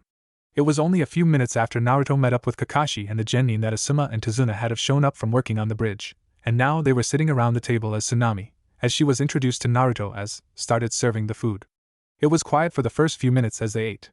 Naruto was content with the silence. It was good food, and good company. He didn't know what else he could ask for at that moment. Besides a bowl of ramen to go along with it all, that is. That is until the only other blonde decided to ask a question, I meant. So what are you doing up already, Naruto? I heard Kakashi-sensei say that you used enough chakra to knock yourself out for at least another 24 hours, and that when you woke up you'd probably barely be able to move. Naruto was preparing to answer her question. He did have to finish chewing and swallowing his food if he didn't want to be rude, when the question was answered for him by Hinata. Ayano, pardon me Naruto-kun. Did I mention that over the previous 4 months Hinata started to get over her stuttering, being in Naruto's presence, and all that? Naruto-kun has always been a fast healer, Ino-san. Our team has seen him run himself to exhaustion several times, and he has always been ready to continue training by the next morning. Not to mention that he never has any of his scrapes or bruises the next morning either. This proved to be an interesting topic for Ino, as she kept pressing for some more info on Naruto's apparent healing abilities throughout the rest of the meal. Naruto chose to zone out as he finished his meal. When he was finished, he quietly excused himself from the table and put his dishes in the sink before deciding to head back to his room to get some more sleep before he'd begin training with the others again the next morning. Considering the fact that the vast majority of the time nobody would expect Naruto to speak quietly, most people thought that he only had one volume setting. Nobody except Asuma and Tsunami, she being the person that Naruto spoke to when he excused himself, realized that he'd have left the table until 5 minutes after he'd have left.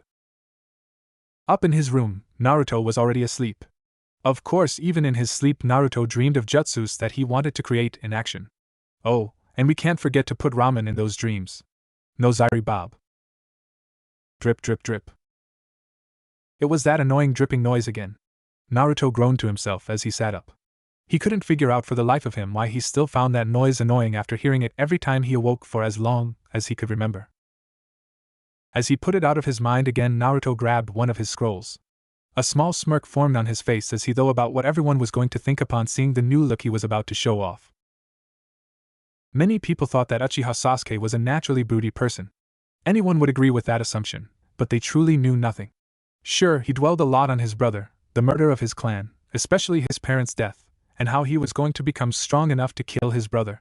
What nobody knew about him though was that he wouldn't be nearly as broody if it wasn't for the fact that he was a shinobi. Now you may ask yourself, what does that have to do with it? Well, the answer to that was hidden within one little known fact about him. For you see, Uchiha Sasuke is not a morning person. He definitely enjoyed most things that come with being a ninja. The one major thing that he hated was the fact that every day, whether for training, missions, or many other miscellaneous things that shinobi were involved in, he had to get up at ungodly hours. Civilians thought that 7 or 8 in the morning was early. They knew nothing of the hell of early mornings for a ninja. Being up at 4 or 5 in the morning, now that was hell to the young Uchiha. If Sasuke hadn't have picked up on the fact that his sensei was chronically tardy, then he'd certainly resemble more of a soldier in the armies of the living dead than a proud ninja. So that takes us to our scene right now, where 5 young zombie soldiers drinking coffee and the 2 chirpy for this time of day Kakashi were sitting at the table in the dining room at 5 in the morning waiting for the male blonde who was part of their mission to join them. After 5 minutes, all of the Genin suddenly switched from zombie soldier mode back to ninja.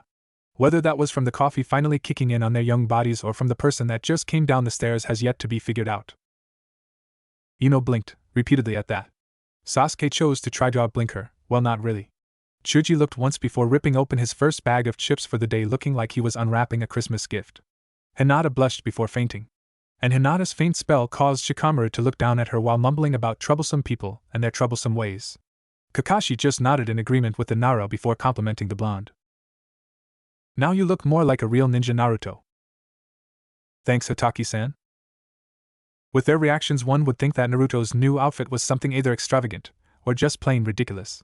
That is until they remembered that Naruto was somewhat famous for being one of the most unpredictable ninja in Konoha, second only to Anko, who probably holds that title for now, though the Genin didn't know about her yet. What he was wearing is what civilians would consider an assassin squad ninja to look like. He wore black ninja sandals, black pants designed for maneuverability and versatility with a kunai pouch on each leg, a black t-shirt that was hidden by a sweatshirt that he wore over top of it that had many pockets for scrolls and throwing weapons, and last but not least he wore what looked like a black turban that completely covered his blonde hair. The only distinguishable features on the boy were his whiskered birthmarks and his bright blue eyes that were currently filled with mirth at the other's expense. So what's on the schedule today? Naruto asked. Training. I'm not absolutely certain, but I believe that Zabuza managed to survive the fight he had with Asuma-san and I. What? But we all saw that Hunter Nin kill him with those Saban needles. Ino answered. The weapon is the exact reason why I think that Zabuza is alive. That along with the fact that he took Zabuza's body away. Hunter Nin are supposed to destroy the body right away. Naruto cut in. There is also the fact that someone skilled enough with Saban can actually put a target into a death-like state, where by all detectable methods the person appears to be dead until after the needles are removed. Of course, if they are left like that for too long, it can really kill them. That is correct, Naruto. Therefore, I believe that it would be best for us to train during the time that it'll take Zabuza to recover. I believe that will be 10 days. Next time he comes after Tazuna, he will more than likely have reinforcements with him. Kakashi let that sink in for a few seconds before clapping his hands once to regain everyone's attention. Alright then, let's head outside to start your training.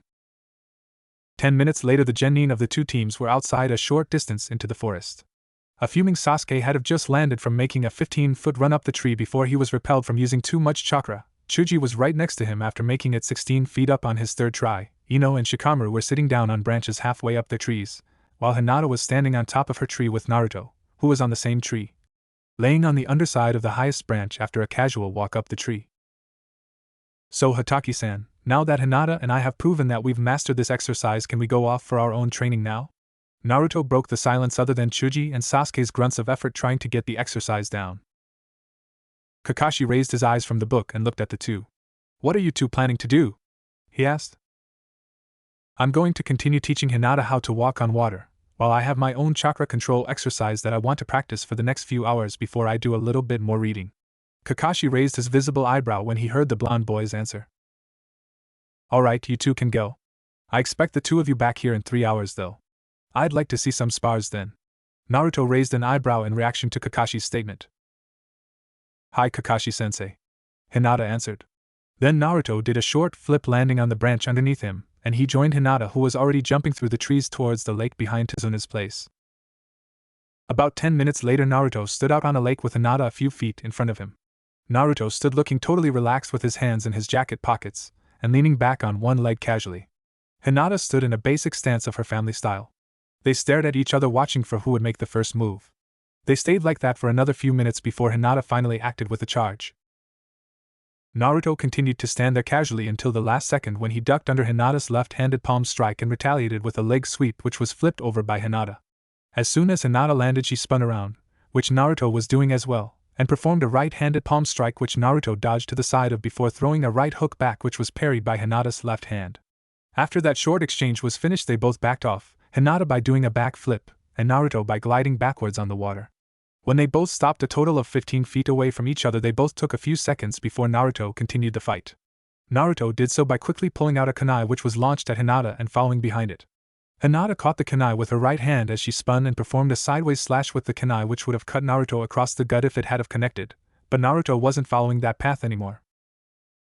As Hinata caught the kunai and spun, Naruto had have changed directions and followed the spin halfway through to behind where she was facing when she stopped. Naruto followed this up by finishing his charge while Hinata was caught off guard and striking her right shoulder with a straight kick using his left leg. This forced Hinata into an opposing second spin that she wasn't prepared for, and she wound up falling into the water. As Hinata resurfaced, Naruto decided to give his thoughts on their short spar. "That was very good, Hinata-chan. You're getting faster on the water." Naruto offered his hand to pull her up and out of the water as he continued. "It's almost getting to the point now for you where you don't need to think about it. Then it will probably go back to having you hand me my ass all the time. I was also very impressed with that flip you performed over my sweep. For a second I thought you were going to forget to temporarily change the chakra flow to make up for the landing from the jump." Hinata blushed at the praise. "Arigato, Naruto-kun." Naruto grinned at her in reply while pulling her up. "Shall we go for another round?" When Hinata nodded, Naruto put his hands back in his pockets and glided back on the water until he was 15 feet away from her again. A couple hours later, Hinata and Naruto were enjoying a quiet walk back to the clearing where everyone else was training. As they went, Naruto was analyzing what he'd have seen of the Jukin fighting style so far. "Alright, I know that Hinata was banned from explaining to us exactly how her family taijutsu style works, but let's see what I can figure out from what I've seen so far. I guess the most obvious thing about the Jukin is that it isn't a style that relies on brute force." He glanced out of the corner of his eyes for a second. "That is kind of obvious if someone like Hinata can still cause major damage with the style. No offense meant to her, but she isn't the most physically strong of shinobi. It seems to cause damage to the inside of the opponent's bodies, usually cutting off the flow of chakra through a point in the body. I'm guessing that it is done by shooting chakra out their hands into the opponent's body. From what Hinata has told us about the Byakugan, I'm guessing that they use their dijutsu to aim for specific parts of the chakra circulatory system. The forms and stances that are used in the style seem to be focused on speed. Maybe I could use them or variations of them to create my own style, replacing the act of damaging the inner body through the act of shooting chakra through my hands, but instead use my wind manipulation abilities to cause the damage through blunt force blasts of wind. Yeah, then I can also practice creating gusts of wind to help me maneuver my opponents into better positions or to assist in parrying my opponent's attacks. I already do something similar with that jutsu of mine. Yeah, maybe I could get Hinata to help me a bit in the development of the fighting style. I will have to come up with a name for it though." As Naruto was deep in thought, he didn't notice Hinata's small smile that she got when she saw Naruto's face scrunched up in thought. She'd have always found it cute. "Ah, Hinata, Naruto. Finally back, I see." Kakashi greeted the two as they walked back into the clearing. "Ano, were we late, Kakashi-sensei?" Hinata asked. "No, not at all. In fact, you two are just in time. Why don't you two come over here and sit with the others? Then I'll explain the rules of today's sparring session." When Hinata and Naruto sat down, Kakashi continued. "Alright then, we are all going to do a taijutsu only spar. So that means that I do not want to see any ninjutsu or genjutsu being used at all, even if you can do them without seals." Kakashi plainly looked at Naruto here, who nodded his head to show that he understood. Then Naruto chose to ask a question. "Can we use chakra control exercises like the tree climbing exercise?" "Only if you know that your opponent can do the same exercise as well." Naruto snapped his fingers, looking disappointed. "Dang, then I'm probably only on par with Sasuke for speed then." Kakashi raised his eyebrow when he heard Naruto say that. "And also, there will be no weapons used during these spars. Those are your rules for today. I would like to see you guys paired off as follows. First Ino, I would like you to spar with Hinata. Then Chuji, I'd like you to spar with Shikamaru, and finally Sasuke and Naruto, I would like to see you two go at it." Here Kakashi got a gleam in his eye. Whichever one of those two loses will probably be knocked down a peg or two. I think they both need it. The gleam in the eye and the thought that accompanied it only lasted for a split second and was gone by the time anyone could notice it. "Alright then, let's move aside so that we can get this show on the road, people."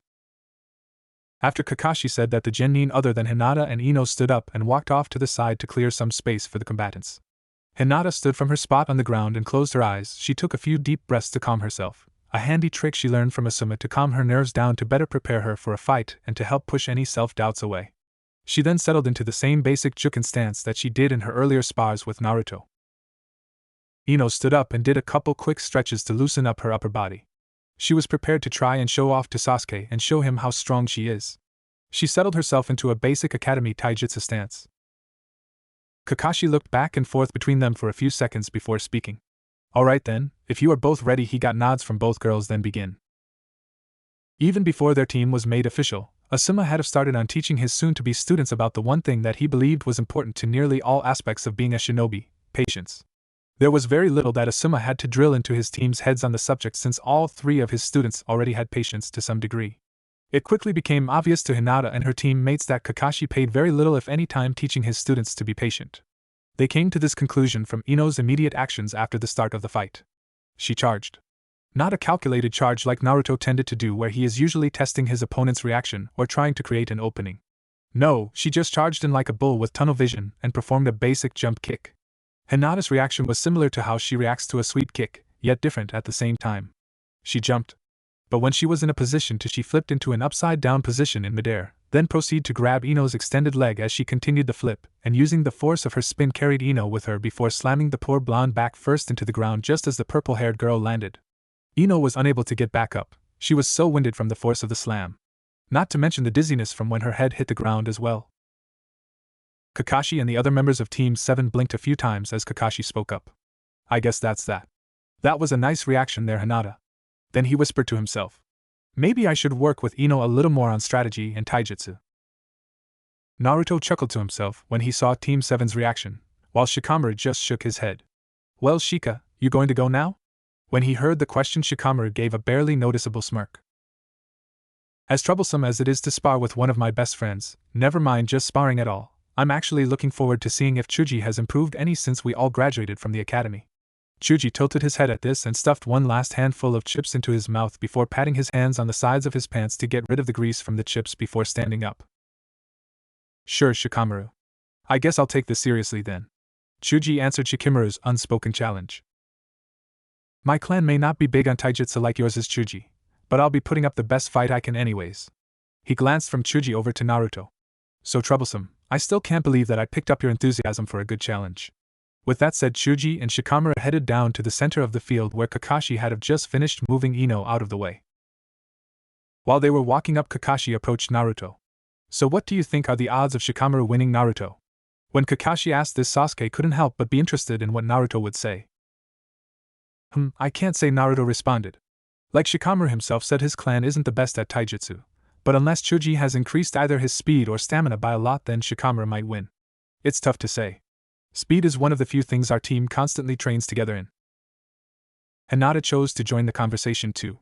Pardon me, but I agree with Naruto's assessment, though I can't say since I don't know much about Chuji at all.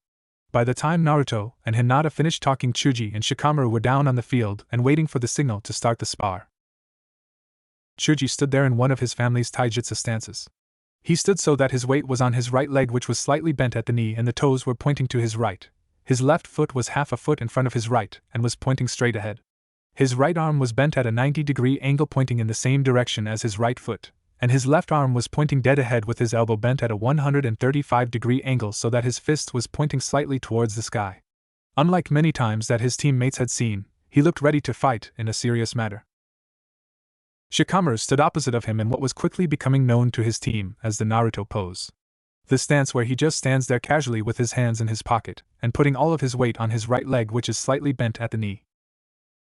Kakashi raised his eyes at Shikamaru's stance but continued anyways once he realized that Shikamaru was ready for the spar. Okay then, go! Unlike Ino, Chuji showed some patience. He stood there in his stance analyzing Shikamaru, as Shikamaru was doing with him. After about 15 seconds, both fighters charged. Upon reaching each other, Chuji threw a right jab at Shikamaru's head, which missed when Shikamaru dove to Chuji's left, doing a dive roll. As soon as his feet touched the ground at the end of his roll, Shikamaru pushed off and sent himself back at Chuji with an aerial sidekick that Chuji blocked with his left arm. Before Chuji could grab onto him, Shikamaru jumped off of the arm, sending both Chuji and himself away from each other a few feet, Chuji sliding backwards while Shikamaru flew through the air backwards. As soon as he stopped his backwards movement, Chuji reversed his momentum and dashed at Shikamaru, who was just landing from his jump. Shikamaru only had enough time to duck under the powerful haymaker that nearly nailed him in the chest. Shikamaru answered the attack by twirling clockwise around and throwing a leg sweep, which was jumped over by Chuji. However, when Chuji jumped, he also threw his knee forward into Shikamaru's forehead, knocking him back a good meter. After rolling backwards to get on his feet, Shikamaru stood to rub his sore forehead. That's it, I forfeit. Before Kakashi could say anything, Shikamaru decided to state his reason. I'm barely able to keep myself from falling back on my ass right now. I'm dazed enough from that hit that if we continued it would only be another minute at most before Chuji would be finished beating me into the ground. When he finished talking, Shikamaru walked back over to the tree next to Naruto, a little woozy on his feet. Upon reaching him, Shikamaru sat on the ground and leaned against the tree. I'll be fine in a few minutes. That was a pretty good spar, both of you. I'm quite surprised that you did so well, Shikamaru. Kakashi stopped talking as he heard Shikamaru quietly say thanks, I guess. That was a pretty good show of acrobatics. It was also good how you never gave Chuji a chance to grab onto you when he blocked your jump kick. Again, that was very good, both of you. As he finished talking, he turned to look at Naruto and Sasuke, who were leaning against trees looking like they had no cares in the world. Now you two, I'm actually expecting to see the best performance yet out of the two of you. When he heard this, Naruto scoffed at Kakashi. Then I guess you'll be disappointed, Hataki-san. I've never been much for taijutsu. Since I believe Sasuke and myself to be about the same speed, I would have to say that Sasuke clearly has the advantage. He actually knows a decent style, while all I've got under my belt are some parts of the basic academy style mixed in with a little bit of a brawler's fighting style. Nevertheless, Naruto still stood up and moved towards the center of the field where Sasuke was already waiting for him. Dobe, I hope you're ready to acknowledge that I'm the better ninja. Naruto's sweat dropped at Sasuke's words. Well, I hope that you realize that if you win this, it would just show that you're better at taijutsu than I am. Nothing more, nothing less. He said this while waving his hands at Sasuke. Then he went into his fighting stance, the same one that Shikamaru had just used when he started fighting Chuji. Whatever, Dobe. I'm still the better ninja anyways. I'll just have to beat some sense into you. That just got another snort from Naruto. Whatever, Baka, let's just get this over with. I've still got more of my own training to do when we're finished here. Sasuke didn't say anything back. He just entered his taijutsu stance, which was similar to Chuji's except that he ducked down lower, and instead of having his left fist pointing slightly skywards, he had it facing straight towards Naruto. Alright, now that the banter is out of the way, begin. This fight Kakashi decided he would watch from the top of a tree branch instead of from ground level. By the time Kakashi had finished talking, Naruto was already analyzing Sasuke's stance, and there was just one thing that the stance screamed at Naruto. And that was defense. So Naruto started things off immediately. He gave a quick dash towards Sasuke with his hands still in his pockets the whole way. Upon reaching the Uchiha, he gave a small hop and threw his right knee at Sasuke's face, which was easily blocked by a forearm, even though the blow did send Sasuke sliding backwards a foot. While he was still in midair from the knee, Naruto gave a quick counterclockwise spin that morphed into a reverse side kick with his left foot that barely missed Sasuke's head. After the short exchange, Sasuke quickly took his chance to backpedal a few feet and reassess his opponent. The one thing that went through his head was, damn, that first kick fucking hurt. I thought you said that you don't know much taijutsu, Dobe. Naruto smirked hearing Sasuke say this. You're right. I don't know much about taijutsu. What I never mentioned though was that I am quite strong and physically fit, especially in my lower body. After all, one doesn't end up running from Chunin and Jounin a lot without becoming fit. As he spoke, Naruto had pulled his hands out of his pockets and was slowly closing his fists, one finger at a time, cracking each knuckle. Now are we going to continue this fight, or was that your resignation, team? Sasuke smirked in return. You're on. When he finished talking, Sasuke quickly dashed towards Naruto with a right jab towards Naruto's head. It was dodged when Naruto tilted his head to his right and retaliated with an uppercut towards Sasuke's diaphragm. Sasuke took a step back to dodge and threw a roundhouse kick with his left leg towards Naruto's head, which was blocked by Naruto's right forearm. Naruto took the opportunity to grab onto Sasuke's leg and spun Sasuke around twice before throwing him towards a tree. Sasuke did a back flip in mid-air and landed against the tree. He then proceeded to use the tree as a springboard to launch himself back towards Naruto, who took the opportunity to throw a clothesline towards Sasuke.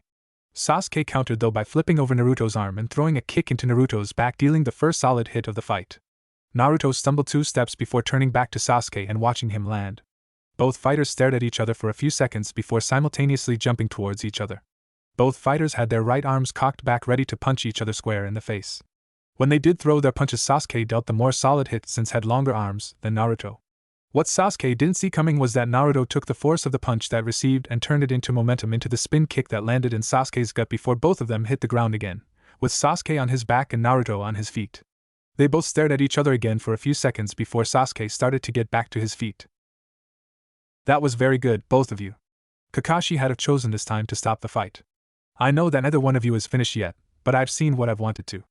Naruto, If you could tell us what your view is as to why you were able to keep up with Sasuke in your fight if, as you said yourself, you're not as skilled in taijutsu as he is. It's simple really. Unlike Sasuke, I wasn't just reacting to my opponent's moves. Fact of the matter is that I was always trying to think a step ahead in the fight.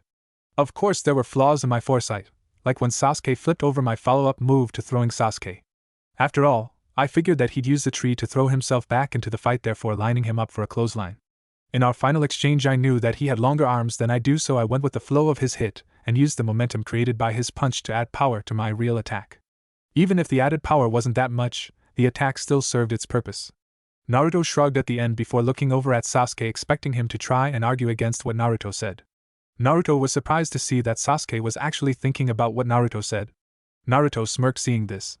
So you may become a worthy rival to me yet, Uchiha. That was said in a sarcastic tone as Naruto wore a smile on his face that contradicted the tone of voice he'd have used. When Sasuke heard Naruto's statement, he was about to blow up at Naruto, but he stopped himself when he saw Naruto's smile. He then thought for another second and smirked at Naruto. As great as I am dope, one should pay attention when the village idiot actually says something smart. Surprised at Sasuke's reaction to his jibe, it took Naruto a second to recover, and when he did he stuck his tongue out at Sasuke, earning a chuckle from Kakashi and a giggle from Hinata. Alright, now how about we all head back to Tazuna's house to rest up for a bit, and maybe have some lunch, then we'll decide what to do from there. They arrived back at the house at the same time that Asuma and Tazuna came back from the bridge, deciding that they'd eat lunch at the house. The two groups greeted each other as they headed into the house. Good afternoon. Welcome back everyone. Tsunade greeted them just inside the door. My youngsters are covered in sweat. How about you wash up before lunch? It'll be ready in about 10 minutes. It's just some fish soup. I hope you all don't mind. Fish soup is just fine, ma'am. We are sorry to impose on you like this. Asuma responded for the teams. For some of the other meals we'll pit in our own fair share. Does anybody have any ideas? Hinata was the one who spoke up. Ano, earlier I saw some deer close by. We can probably hunt one and cut it up. That would probably last us a few days at the least. Asuma smiled down at her, hearing Hinata's suggestion. That sounds good. Either Kakashi or I will go out and get us a deer sometime today. Now you all go along and get washed up. Hey, I don't need to be babied, was Naruto's indignant reply, followed by a fist in the air. I've been living on my own for over 5 years now. Sasuke nodded in agreement to Naruto's statement. Yeah? Now you two join the others. When you're with the team, us sensei will do what we want. Asuma replied with a smirk before pushing Naruto after the others. Sasuke quietly followed after them. Tsunade wound up laughing aloud along with Ino when she heard Shikamaru berate Naruto for being so troublesome over something so simple. After lunch was over, the two teams found themselves back outside. They were with Asuma this time instead of Kakashi. The Genins were whispering amongst themselves quietly until Asuma clapped his hands once to gain everyone's attention. Alright everyone, I was told by Kakashi that you guys were working on chakra control for the first few hours this morning, followed by some sparring. He stopped to watch each Genin nod. That's good. Kakashi told me that he was impressed by everyone's performance, even though he never did watch the two of you. He pointed at Hinata and Naruto here train since you got his permission to train with water walking. He stopped to think for a few seconds. Alright then, since it probably won't do any of you any good to be sideways or upside down so soon after eating lunch, we will be doing some stretches followed by independent practice for the rest of the day, along with instruction on a new type of control that most of you are unfamiliar with. I will go around to each of you as you practice so you can get some help if need be. Before we start though, I'd like each one of you, except for you Naruto, to take one of these slips of paper. These papers are used to tell if your chakra has a natural alignment with any of the elements. Keep in mind though that not everyone has a connection to an element. So don't be surprised if nothing happens. Now what you need to do is hold the paper in your dominant hand, the one that you write with, and push a little bit of chakra into the paper. Depending on what element you are, if you have one, the paper will react differently. As he was explaining this, he handed the papers out to each of the Genin, except Naruto. Now I'd like each one of you to push a bit of chakra into the piece of paper when I tell you to. I'll tell you what your paper did. Alright then, let's start with Team 7. You first, Ino. Ino pushed a bit of chakra into the paper, causing it to crumple a bit. Ah yes, that's the lightning element. What this means for you is that, say for example you were given a chance to learn an A-rank jutsu of the earth type and the lightning type, then you would have an easier time learning and using the lightning jutsu. Another thing though is that you may learn to manipulate the element in its purest form. Though that is extremely hard to do, direct elemental manipulation often takes over a decade for most ninja to learn. Unfortunately I don't know any lightning jutsu, so you'll have to ask Kakashi about that. Wow, that's awesome. I can't wait to get started. Ino was starting to hop up and down in place. Asuma chuckled to himself before moving on to the next person. Okay, Chuji, you next. When Chuji pushed some chakra into his piece of paper, he watched as his piece of paper turned blocky and fell apart in his hands. Okay then, that's the earth element. If I were to use an example to explain what this means, it would be the same as Ino's example. Of course you choose earth element over lightning. However, if you choose to try to learn the pure element manipulation, you'd have an easier time than Ino would. That's only because earth, dirt, and rock are much easier to come by than a bolt of lightning or a source of electricity is. Upon receiving a nod of understanding, Asuma moved on. And lastly for this team, use Sasuke. When Sasuke pushed his chakra, he was only mildly surprised when the paper burst into flames and just as quickly turned to ash. Well, that was predictable. It's not commonly known, but it is believed that your bloodline has its own connection to the fire element, so any Uchiha who is capable of awakening their bloodline will always be aligned to the fire element. And now for my team. We already know Naruto's element, so we're going to skip him. Pardon me, Asuma-sensei, but can we know what Naruto's element is? Ino interrupted. Is it alright with you, Naruto? Asuma asked first. They'll probably know before the end of this mission anyways, Naruto replied as he nodded his assent. Hey, why didn't you give us the option of doing it without your team knowing? Sasuke didn't show it, but he thought Ino had have asked a very good question. Well, I didn't think that it mattered to you all. However, I do know that at times Naruto can be quite secretive about himself and his past. Asuma answered before things could get heated between Ino and an indifferent Naruto. Ino and Sasuke were the only Genin who noticed the cold look that crossed Naruto's face as soon as Asuma mentioned Naruto's past. It was gone within the next few seconds though, replaced by what the two were now able to recognize as a fake smile. Ino looked over at Sasuke, who gave a hand signal telling her to leave it alone. Naruto is a wind element user. Naruto's connection is really strong with his element too. He's actually the only person in any known records that has mastered manipulating his elemental before he turned 10. That got surprised looks from Team 7, even the normally near unflappable Uchiha, and a genuine smile from Naruto. Ino couldn't help but feel a little better seeing that Naruto wasn't one of those people incapable of real happiness. Wow was all Ino, never mind the other members of her team, could think to say. After a few seconds of the team staring at Naruto with an amused Asuma behind them, Naruto finally gave in to their silent inquiry. Okay, fine, I'll give an example. Since the technique is normally only known in Wind Country, I had to find out how it works and recreate it myself. Here is a wind blade. Naruto took the moment to make a blade in his hand which was nearly invisible. This blade, not being made of any solid matter, is sharper than any sword or blade that I've ever heard about. Being as such, here Naruto quickly threw the blade and cut several branches off of some trees before the blade went past the treetops and into the sky. It can cut through any solid matter, whether it be steel, wood, or flesh, and can only be blocked by another similar blade. I say similar because I've heard of a technique that makes a sword out of pure chakra, though I don't know that technique. I've theorized that only two other elements can make a similar blade. They are lightning and fire. I say that because earth and water are a solid and liquid respectively. Was this what you used to kill that ninja back in the forest? Sasuke's team was surprised to hear him ask that question. What I used was what could be called an upgrade of the wind blade. Well, not really, but I just used as many wind blades as I could simultaneously, putting them in a formation where the only way to get out of the attack was to get out of the area it was heading towards. Sasuke nodded his head in understanding. He was starting to plan on ways to create his own version of the technique with his fire element. Maybe he'd get Kakashi's help with it. Asuma clapped his hands to get everyone's attention. Can we move along now? The Genin before him had the sense to look ashamed of wasting so much time. Thank you. Now Hinata, how about you go first? When Hinata pushed her chakra into the paper, it darkened in color and became damp. Asuma whistled. Sheesh, now that's all 5 elements covered between the 6 of you. I don't know too many water jutsu, so you may have to ask someone else later, maybe Kakashi. Anyways, I'd guess that Hinata hasn't been having that much trouble learning the water walking exercise? At Hinata and Naruto's nods, he continued. Your elemental affinity has something to do with that. It'll make anything you do involving water easier than it would be for say Ino. And last but not least, Shikamaru. Asuma turned to Shikamaru, who pushed his chakra into the paper to get a surprising result. His paper split in half. Well, I'll be. Asuma could only blink almost stupidly at the piece of paper that was split in half. He was quickly joined by Naruto. What is it? Again, Ino had to be her curious self. It seems that if I include myself, there are 3 people of the wind element on my team. Now that is incredibly rare for the leaf. Before the Genin exams this year, if I exclude Naruto, I was the only known wind user in Konoha who is under the age of 60. The only other one being a Hyuga clan elder. You'll have to pardon me since I never learned his name. Hinata was surprised to hear this. Wind alignments are pretty popular in Suna and a little less so in Kumo, but not in Konoha. Not by a long shot.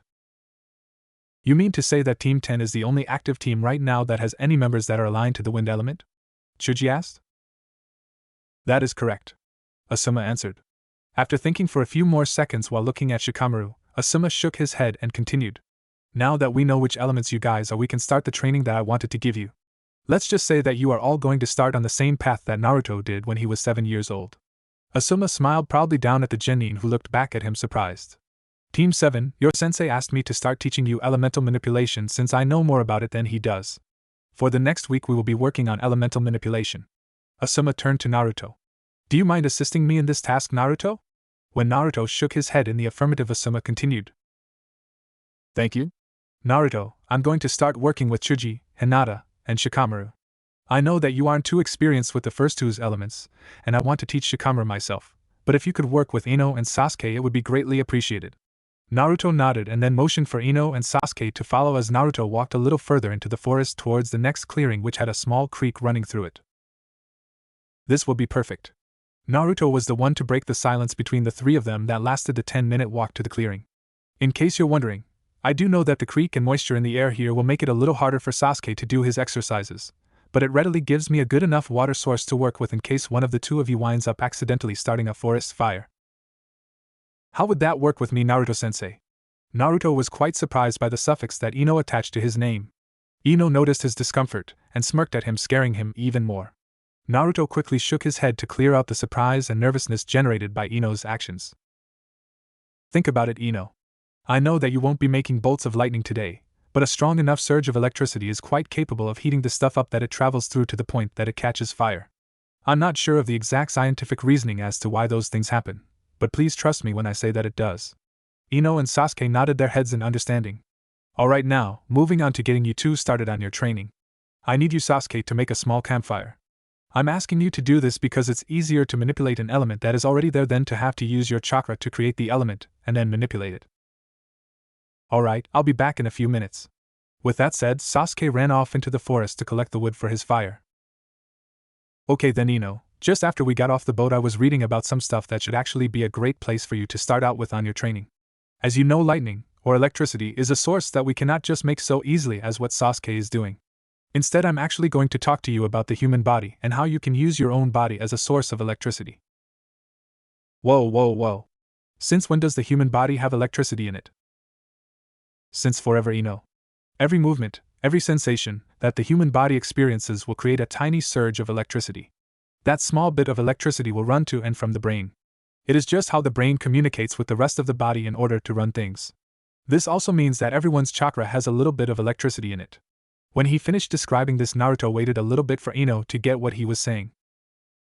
Ino had her face scrunched up in thought. She was thinking about what Naruto said and what this would lead to her having to do. She thought about it for about a minute before she snapped her finger. So what I'm going to be learning to do is to amplify some of the electricity in my body to be used in element manipulation. That is correct, Ino. What it also means though is that you'll also have to learn how to block the amplified electricity so that it doesn't come back and shock you. Too big of a shock can actually cause your brain to shut down or become damaged, and that would be a bad thing. Ino nodded in complete seriousness, picking up that even though this was the best thing they could do to get her started, it would still be at least somewhat dangerous to herself. A good thing about this is that it will definitely increase not only your chakra control, but it will increase your chakra reserves very quickly. When Naruto saw Ino getting excited about that part, he decided to quickly bring her back down to earth. However, don't go thinking that just because the exercise is good for raising your reserves quickly that you'll be catching up to Sasuke or much later myself anytime soon in chakra reserves. Hehe. Also, don't go thinking that this exercise will be useless to you once you've moved on to a newer and better control exercise. Naruto whispered to her conspiringly. I still find myself using the first wind control exercise I ever use frequently on days where it is hot. Your lightning manipulation will be easier for you to start with than it was for me with my wind and Sasuke's fire manipulations. I say this because unlike electricity, Sasuke and I have to manipulate our elements outside of our bodies. I'm still not exactly sure the path that Sasuke will go down in his manipulations if he keeps learning, but I have to bleed out some of my chakra into the air around me to manipulate the air around me. I have to use more chakra if I want to do the manipulation from a starting point that is away from my body. For an example, I'm going to create a breeze that will head towards us from just on the other side of that tree over there. If you want to be sure that I'm really doing the starting point from that tree, I'll guess that it's about 20 feet away from us, then watch the tree's leaves. They will rustle before you feel the gust of wind blow over us, okay? When Ino nodded and looked towards the tree, Naruto did exactly as he said he would. When the small breeze passed them by and ended, Ino blinked a few times in surprise before recovering and nodding her head to show that she understood. Naruto smiled to this. Okay then, Sasuke should be back any second now to start his fire, so you better get started. I'll watch your first few attempts and see if I can help you improve. When Sasuke gets his fire started though, I'd like you to stop until I finish getting Sasuke started. When Ino threw a quick glare at him, he was quick to explain his request. I only ask this because what you're going to do is a little dangerous. So I want to either have a sensei, Hatake-san, or myself around you when you practice. At least until one of us feels that you have enough experience doing it that there's only a very small chance of you shocking yourself. Ino lost her glare and gave a small blush that was completely lost to Naruto when she heard the concern in his voice. Naruto let go of the breath that caught when Ino glared at him. Alright then, go ahead and try it out now. As Naruto said, it was a few minutes before Sasuke got back. It only took 30 seconds for Sasuke to get a decent fire started with a basic fire jutsu, and now Naruto and Sasuke sat by the fire on opposing sides of it. Ino stood a few feet away watching with curiosity. Sasuke had also built a small lean-to to help keep some of the air's moisture away from the fire. Alright Sasuke, when you manipulate fire it will really be very similar to what I do when I manipulate air.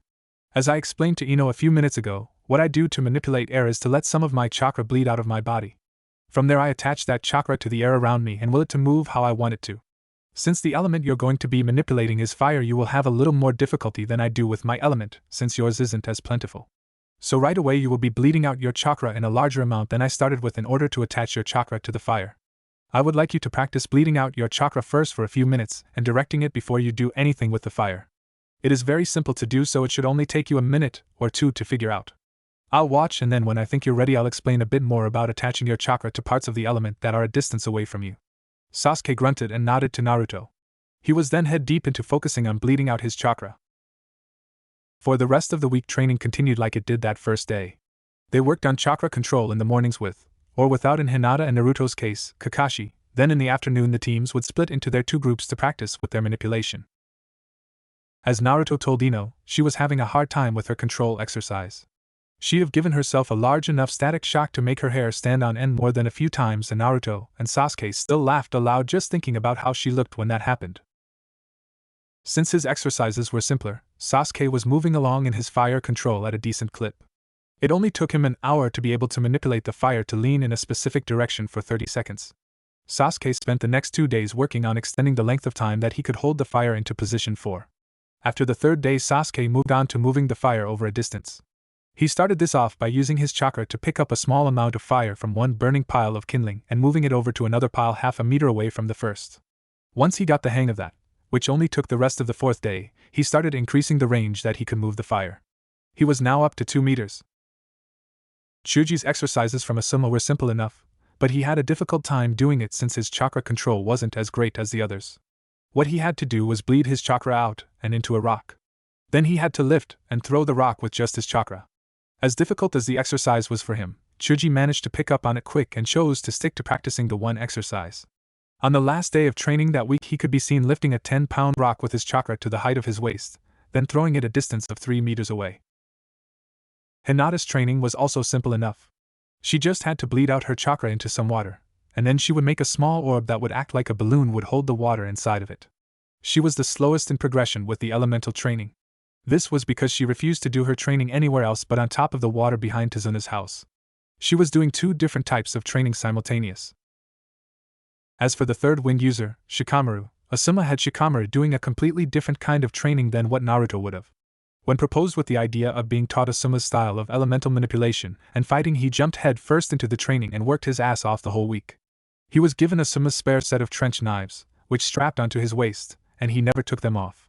Shikamaru really liked what he saw of his sensei fighting.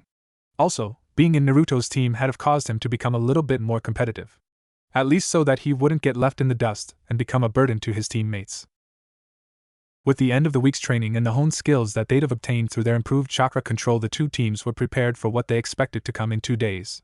They spent one day resting to prepare themselves while Kakashi went to guard Tazuna and the bridge workers for the whole day. During the middle of the week though, Naruto had chosen to stay out late one night after dismissing Ino and Sasuke from training. He started walking towards the lake that he and Hinata had been trained at the first morning of their training.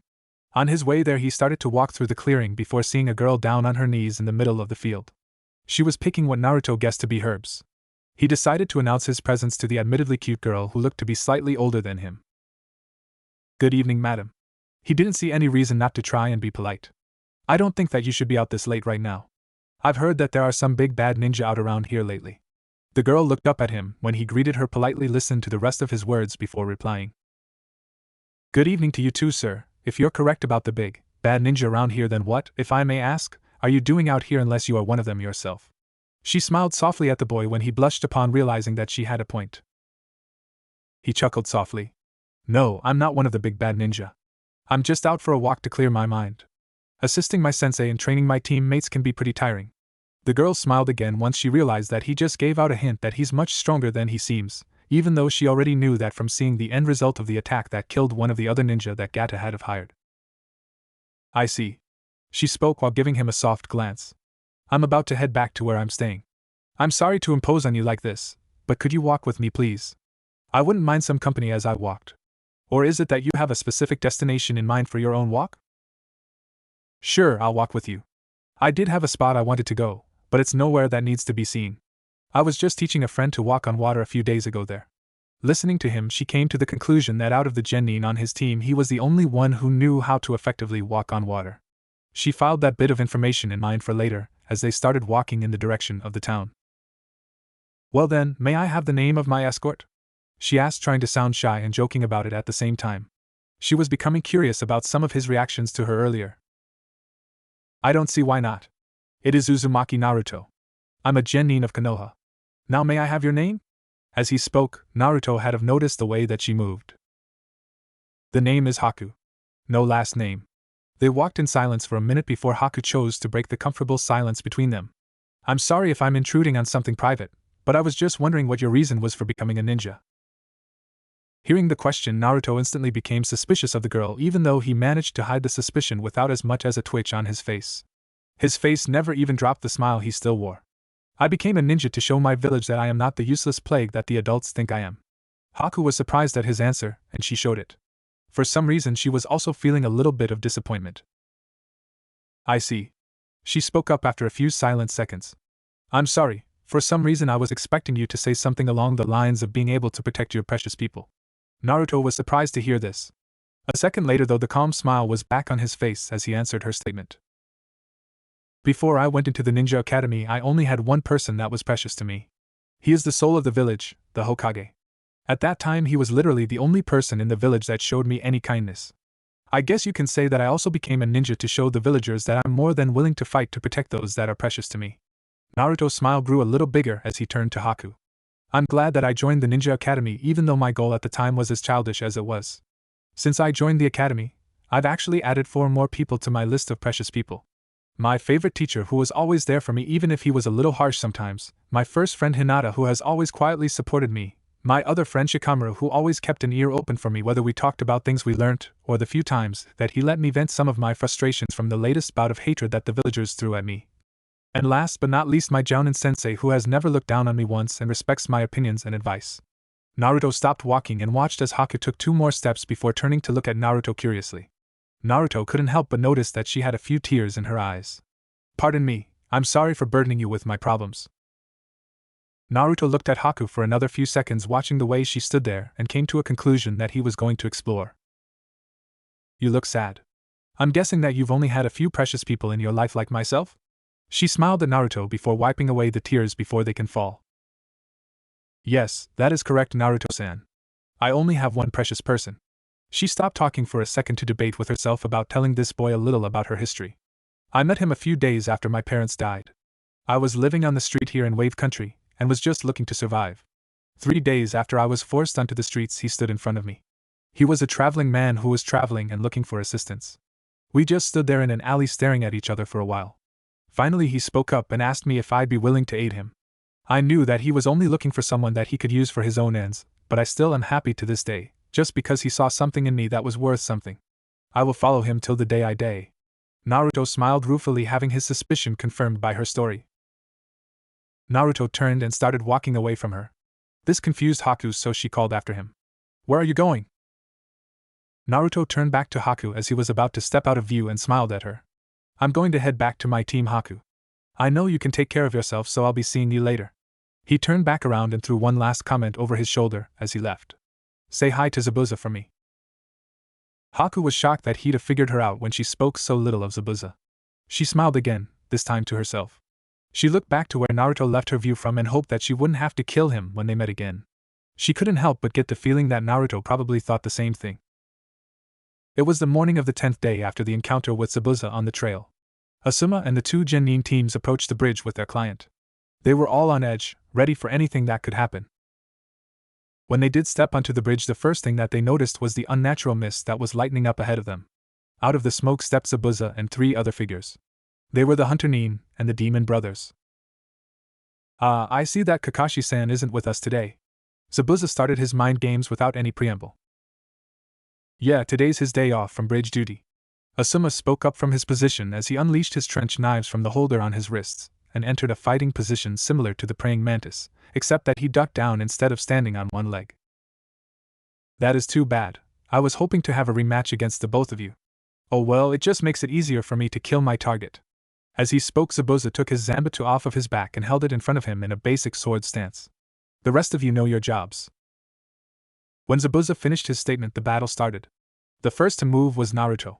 He grabbed his fan, which he wore on his back that day, and mimicked Zabuza's stance before popping open the first third of his fan and launching a gust of wind towards Haku. Haku was quick to dodge the attack and charged towards Naruto, only to be met by Hinata, who threw a palm strike towards Haku's chest and a roundhouse kick towards Haku's head. Haku dodged to the side of the first strike and ducked under the kick before finding herself kicked in the face by Sasuke, who'd have taken his chance to charge in and get the blow in. As Haku flew back a few feet, Hinata and Sasuke glanced at each other and nodded to say that they knew they need the other's help against the Hunter Nin. As that was going on, Naruto had have charged after his wind gust to attack Haku, but was intercepted by the Demon Brothers, who were quick to take the opportunity to knock Naruto over the side of the bridge and onto the water. When Naruto stood up, he looked up to find the brothers falling down after him. Naruto jumped out of the way of their attack to get some distance. Naruto was surprised when they stopped their attack and spoke to each other, not even caring if Naruto heard them. You know, brother, I don't think we should hold back on this kid this time. Naruto was surprised to learn that they purposefully lost in their first encounter. He quickly sent his mind to work and came up with an answer as to what they meant. So you purposefully lost in our first encounter just so that the Hunter Nin I saw afterwards, who I'm guessing to be the same one as up there on the bridge, could get an estimate on my team's abilities. By golly, the brat is right, younger brother. The taller of the two spoke. Maybe we should give him a prize, the shorter suggested. Naruto could have sworn that they were smirking behind their masks, and he didn't like that at all. When the shorter one lifted his gauntlet and pointed it at Naruto, he prepared himself for anything. A few seconds later, the fight was on. Naruto and the Demon Brothers stood on the surface of the canal a distance from the bridge. All 3 of the combatants were breathing hard. This was the first small break in what had been Naruto's first ferocious battle. With eyes darting between his opponents, Naruto was busy analyzing the last few minutes of the fight and trying to come up with a strategy to rip apart the excellent teamwork that the brothers were showing so far. Right from the beginning of the battle, Gozu and Meizu were performing an excellent tag team attack from a range of 10 meters away from Naruto. Naruto was sure that if it wasn't for the fact that he was capable of moving at amazing speeds himself, then the Demon Brothers would have been constantly circling him as they alternated attacks with their chains and a few minor water jutsu thrown in as well to throw Naruto off. It seemed to Naruto that in this confrontation they were favoring weighted chains with spike on them. The two were no longer just using the one chain that connected their gauntlets the last time he saw them. Any further thought on Naruto's part was suddenly interrupted when the weighted end of Gozu's chain flew straight at his face. Just after Naruto dodged the chain by ducking, the chain suddenly hit its distance but would just reel itself back to its owner just as fast, if not faster, than when it was originally thrown. I guess they're channeling chakra into their chains to do that. No sooner than that thought crossed his mind was he forced to dodge another chain, this one thrown by Meizu, which came from his left side. Naruto dodged it by rolling to the side on top of the water's surface away from Gozu to gain some distance. Naruto was forced to immediately jump backwards into the air as soon as he got back to his feet by another attack from Gozu.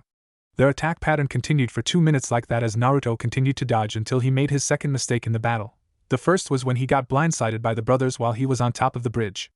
Naruto jumped. Another unseen smirk grew across the brothers' faces as they jumped into the air after Naruto. What followed was a completely unexpected move. Meizu threw the weighted end of the chain that he was holding at his brother. Naruto's look of surprise intensified as Gozu caught the chain and attached it to his gauntlet. With a slight flare of chakra, the chain between the two gauntlets became visibly tenser and flew towards Naruto. Naruto was quick to pull the fan from his back and parry the unexpected wave of attack over his head. This, however, was what the demon brothers wanted. Naruto looked in fear as he suddenly realized what was happening. The chain quickly looped over his head so that it was loose around Naruto a couple times. Naruto saw the slight glint that entered the brothers' eyes as they spoke in unison. One down. Time seemed to slow down for Naruto as he watched the chain start to enclose on him. A thought entered his mind and Naruto suddenly gave a small smirk that made the brothers wary. This will have to work, was the thought as Naruto started to implement his idea. Gozu and Meizu, deciding not to risk their opponent escaping, sped up the process of closing their chains, which would tear Naruto to ribbons. They were surprised, however, when for a brief second it looked like Naruto had landed on solid ground before leaping off the air itself straight up. The two brothers landed a second from their jump and stared up in surprise. Naruto was now 40 feet above them, and they became extremely wary when Naruto opened his fan for the first time since they started fighting off of the bridge.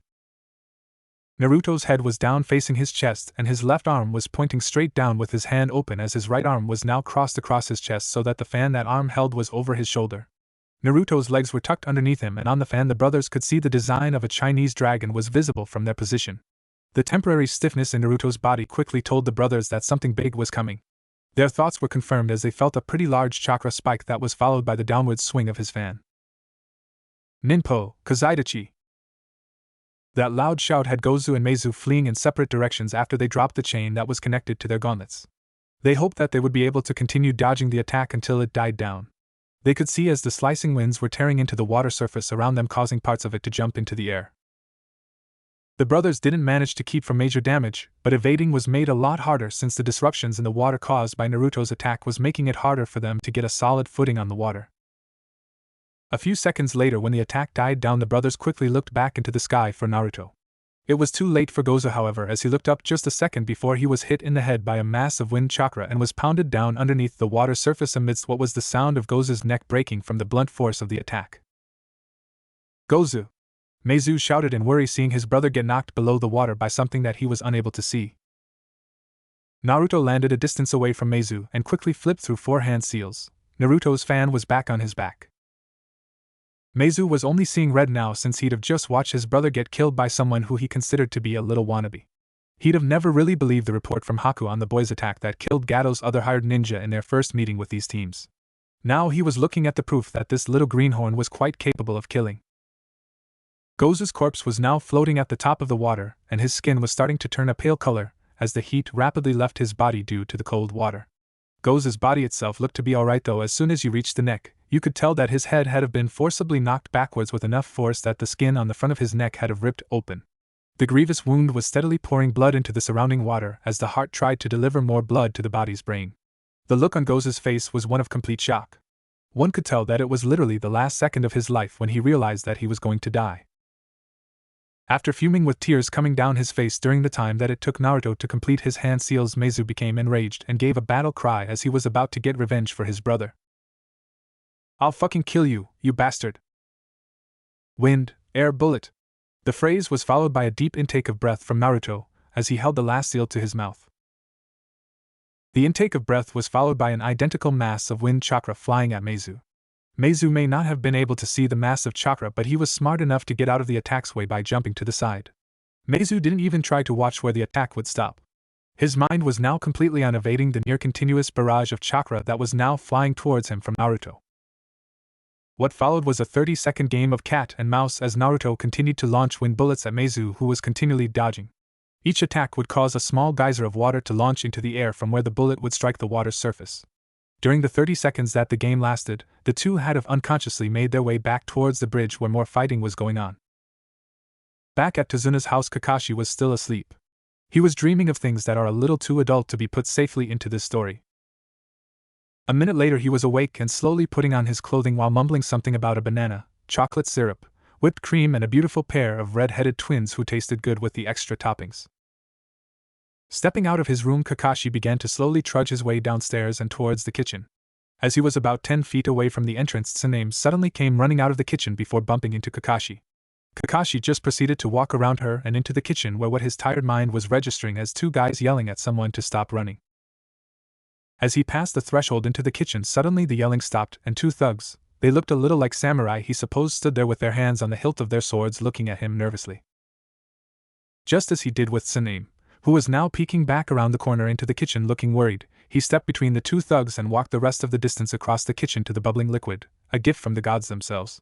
He poured himself a cup and took a sip, pulling down his face mask to do so while he was still facing away from everyone. It was silent for another 2 minutes while Kakashi finished his coffee, and he looked much more alive now. He pulled his mask back over his face and turned back around to face the three. No, make that four now that Inari just poked his head from behind his mother's legs, people who were staring at him. Kakashi stood there looking around at the four people before cutting his way through the awkward silence. Is there something I could help you with? The question was asked as he poured himself another cup of coffee. Everyone's sweat dropped at his question. Upon receiving no answer from anybody for 30 seconds, Kakashi closed his one visible eye and shrugged. Your loss. No sooner than the words left his mouth than the two thugs lost something as well. That was their consciousness. Tsunami and Inari could only stare after the cycloptic Jonin as he slowly walked out the front door with his coffee in one hand and the thugs being dragged behind him by their collars. I'm going to head towards the bridge. I might be needed there. With that, Kakashi was gone. Asuma was currently in a deadlock with Zabuza. Zabuza was trying to press his sword down on Asuma, who was using his trench knives crossed in front of him to keep the blade from slicing him in half. Damn it, was he holding back during our first encounter? That was the thought that went through Asuma's mind as he finally broke the deadlock by swinging his knives to the side where the force of Zabuza's pushing would cause the large sword to crash into the ground. Asuma was quick to take advantage of Zabuza's misbalance by kicking the other Jonin in the stomach. The kick launched Zabuza a few feet backwards where Zabuza did a back flip to land on his feet. Zabuza was still holding his sword. Not bad. And I thought that I wouldn't be facing anyone challenging without the Kopinin here. Zabuza spoke as he settled his blade onto his shoulder. In contrast to the fierce fight that they'd have just took a break from, Zabuza wasn't breathing as hard as Asuma thought he should have been. Asuma himself really needed this break. It was a lot harder than he thought it would be to hold off Zabuza's sword strikes. I have to wonder how much longer it will take the demon brothers to kill that blonde-haired brat. I expected them to be back at least 3 minutes ago. Zabuza said this all in a controversial tone, as if he wasn't talking about the fact that his underlings were busy trying to kill a boy at least 5 years their minor. Asuma had to admit to himself that he was worried about Naruto. He knew that the boy was quite strong, but the fact of the matter was that Naruto was facing off against two experienced Chunin who were well known for their skills in tag team attacks. There was also the fact that only 5 minutes had passed since the start of the fight, and Zabuza was confident enough to believe that despite the showing of Naruto's strength when he managed to kill that other Jonin with his grid blade attack, that the demon brothers would be able to take care of Naruto so quickly. While Asuma's thoughts quickly flew through his head, he said nothing. Zabuza though managed to catch the worried glint in Asuma's eyes. Zabuza chuckled to himself before speaking up again. I take it by the look in your eye that you're unsure of your student's ability to survive. As soon as Zabuza finished his statement, he noticed another glint enter Asuma's eyes. This one was of a little bit of humor, as Asuma's gaze turned a little bit to his right over the edge of the bridge. Of course, Asuma didn't take his eyes completely off of his opponent. Seeing Asuma glance over the edge of the bridge, Zabuza quickly expanded his senses and felt a large build-up of chakra. Wind, great breakthrough. The loud shout was enough to stop the other battle on another part of the bridge. It was only 3 minutes into the battle when Haku was forced to use her ice mirrors to keep up with her opponent's attacks. The shout was followed by a large gale of wind that actually knocked a small portion of the bridge into the air. Amongst the rubble flew Meizu, who managed to avoid the most damaging part of the attack. Meizu had just been carried up into the air behind the attack before falling from a height of 15 feet above the bridge. As Meizu fell onto the bridge, he absorbed most of the impact by rolling sideways with his momentum instead of just landing flat on his back. A few seconds later, there was another gust of wind that suddenly blew upwards. This one, however, was just an updraft that was carrying Naruto into the air as he was crouching on his open fan. Upon reaching the top of the updraft, Naruto quickly flipped off of the fan, grabbing the edge of the fan and closing it as he fell. Naruto landed gracefully on the bridge before quickly assessing the situation. As Naruto was assessing the situation, Zabuza noticed that one person was missing. Meizu. Zabuza called to the said Chunin. Where is your brother? As Zabuza spoke, a feeling of dread was forming in the pit of his stomach. Despite what others thought, Zabuza did care for his charges. Meizu was just starting to get up from his fall, but it was Naruto who answered Zabuza. Dead. That bland statement caught everyone off guard. The Konohanin didn't know that Naruto could sound so lost. I didn't mean to kill him. I was just aiming my wind bullet to knock him out. Naruto was crying openly now as he shouted towards Zabuza and his sensei after whirling to face them. I didn't think that my attack would have snapped his neck instead of just knocking him unconscious. Naruto fell to his knees as he started to quietly sob to himself. Everyone was in shock due to Naruto's emotional actions except for Meizu, who'd have listened to everything that Naruto said. For the first time since his brother's death, he realized that the blonde boy was hurting as well, even if Naruto wasn't hurting in the same manner as Meizu himself was. Now there was just one thing that he needed to know. Why the fuck do you care, brat? Meizu asked Naruto calmly as the remaining demon brother stood to his feet. Naruto was about to answer, but he was cut off by Meizu. You had no connection to my brother, so why the hell do you give a fuck about his life? Meizu was now completely on his feet and limping towards Naruto, who now had his head down facing the ground. A second later, when Meizu was 10 feet away from Naruto's position, Naruto looked up and met Meizu's eyes. Because he mattered. Naruto's response caused Meizu to stop where he stood. What does that? Meizu never got to finish his sentence as Naruto continued talking as if he wasn't finished talking in the first place, completely cutting Meizu off. Because I know that he matters to you. Naruto now looked away from Meizu and back to the ground. Unlike that other ninja I wound up killing in the forest, I know that you and your brother had a strong connection. I've never had any family, so I know that any family members that you do have should be cherished. Naruto's words struck a chord in several of the ninjas standing there. It was known amongst the other Konoha Genin that Naruto was an orphan, but they didn't know that Naruto had such strong beliefs about family. The only exceptions to them were his teammates, who would have known of Naruto's beliefs for just under a year now. It saddened the two of them to see Naruto sharing Meizu's grief though. Everyone was paying so much attention to the conversation between Meizu and Naruto that they hadn't have noticed the 100 chakra signatures that was gathered just behind Meizu and through some fog until a spear was suddenly protruding from the young Chunin's chest. Everyone had the immediate response of jumping away from the direction that the spear came from, gaining distance to better scan the new threat. Meizu looked down at the spear that was protruding through his chest in disbelief. The spear that stuck out of his chest was a crudely made one, though the point which had Meizu's blood dribbling down it was quite sharp. The spear was in such a position that it had have gone through his right lung. Meizu's blood was dripping off of the tip of the spear onto the ground, making dripping sounds in what was otherwise complete silence that had have covered the ninja. Meizu coughed, spraying blood from his mouth onto the bridge. Meizu then turned around to look into what remained of the rapidly disappearing mist, only to receive another flying spear. This one went through the Chunin's heart, killing him instantly. An evil-sounding laughter then floated through the air as a large group of mercenaries became visible where the mist just left. Asuma quickly counted that there were 95 scruffy-looking mercenaries there, along with 4 ninja, each wielding a spear just like the ones that killed Meizu, and a short man in a business suit who was now sneering at the ninja from the back of the group. I hate whiny brats, don't you? The short man asked rhetorically. Maybe I should have had you killed first, brat. Gato said the second sentence as he pointed to Naruto, who was the closest to the mercenary army. Naruto wasn't paying too much attention though, as he stared at Meizu's corpse, which was on its knees and being supported by the 2 spears through his chest. Faye, what kind of ninja gets emotional? All of you should just be good little tools, killing at the whim of your superiors, and then dying when we're finished with you. Gato's words struck a chord in Naruto, who was now standing to his feet even though his head hung low. You think that family is important, brat? Well, let me tell you that what you believe is a load of shit. Gato laughed obnoxiously at that. All that matters in this world is looking out for number one. Gato pointed his thumb to emphasize his point. People should be used like you ninjas just to further one's own position in the world. Too bad that older brother's body isn't here. I would love to see that idiot's corpse. To those who were even a little sensitive to chakra, they could feel a dark force begin to press down upon them. All of the ninja on the bridge were trying to pinpoint the source of the thick energy. However, it was Hinata who realized the source first once she activated her blood limit. It scared her to see something so dark emanating from her crush. Kyuubi! Asuma suddenly thought in a panic as his eyes went to Naruto, who was beginning to form a visible aura of chakra around him. Unlike usual though, this chakra was red in color as opposed to the blue color that Naruto usually had when he was focusing a large amount of chakra.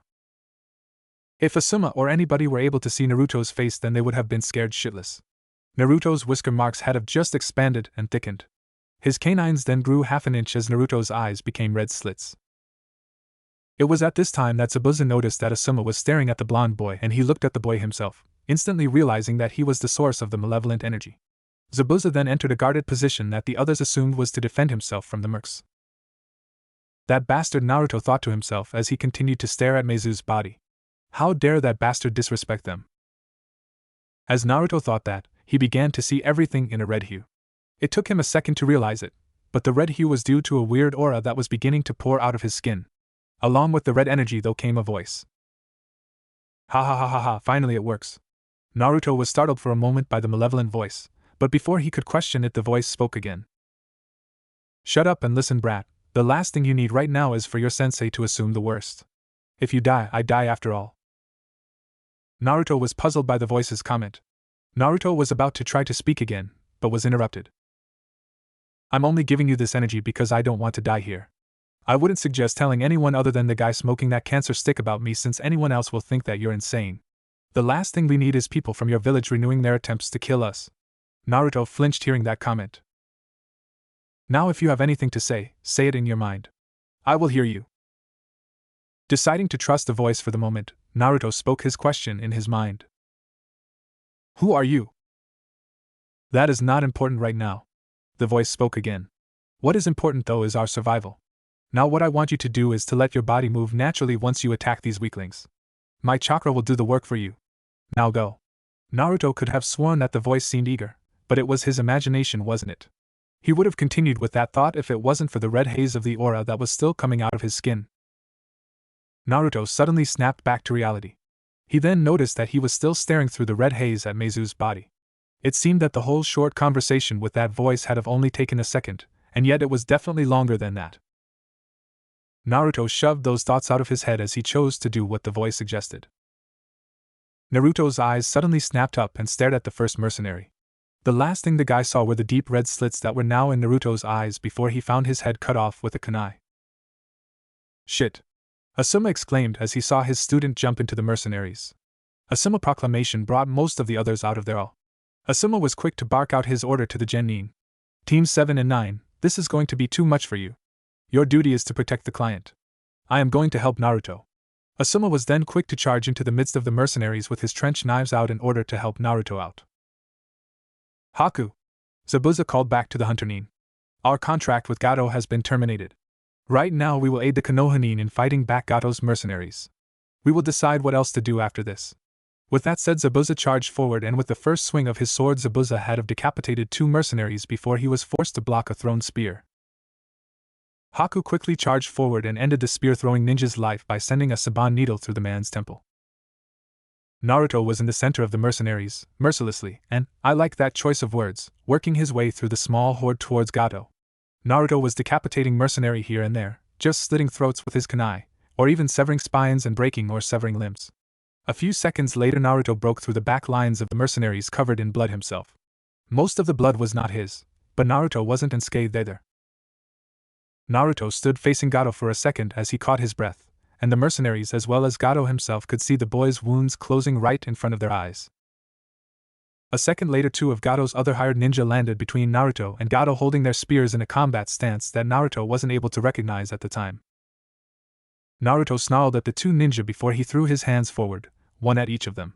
What came next was a surprise to the 2 as they saw 2 giant claws launch, which upon hitting them caused the 2 ninja to burst in flames and turn to ash in less than 2 seconds. Gato at this time had have fallen on his ass upon seeing the 2 ninja get incinerated by Naruto.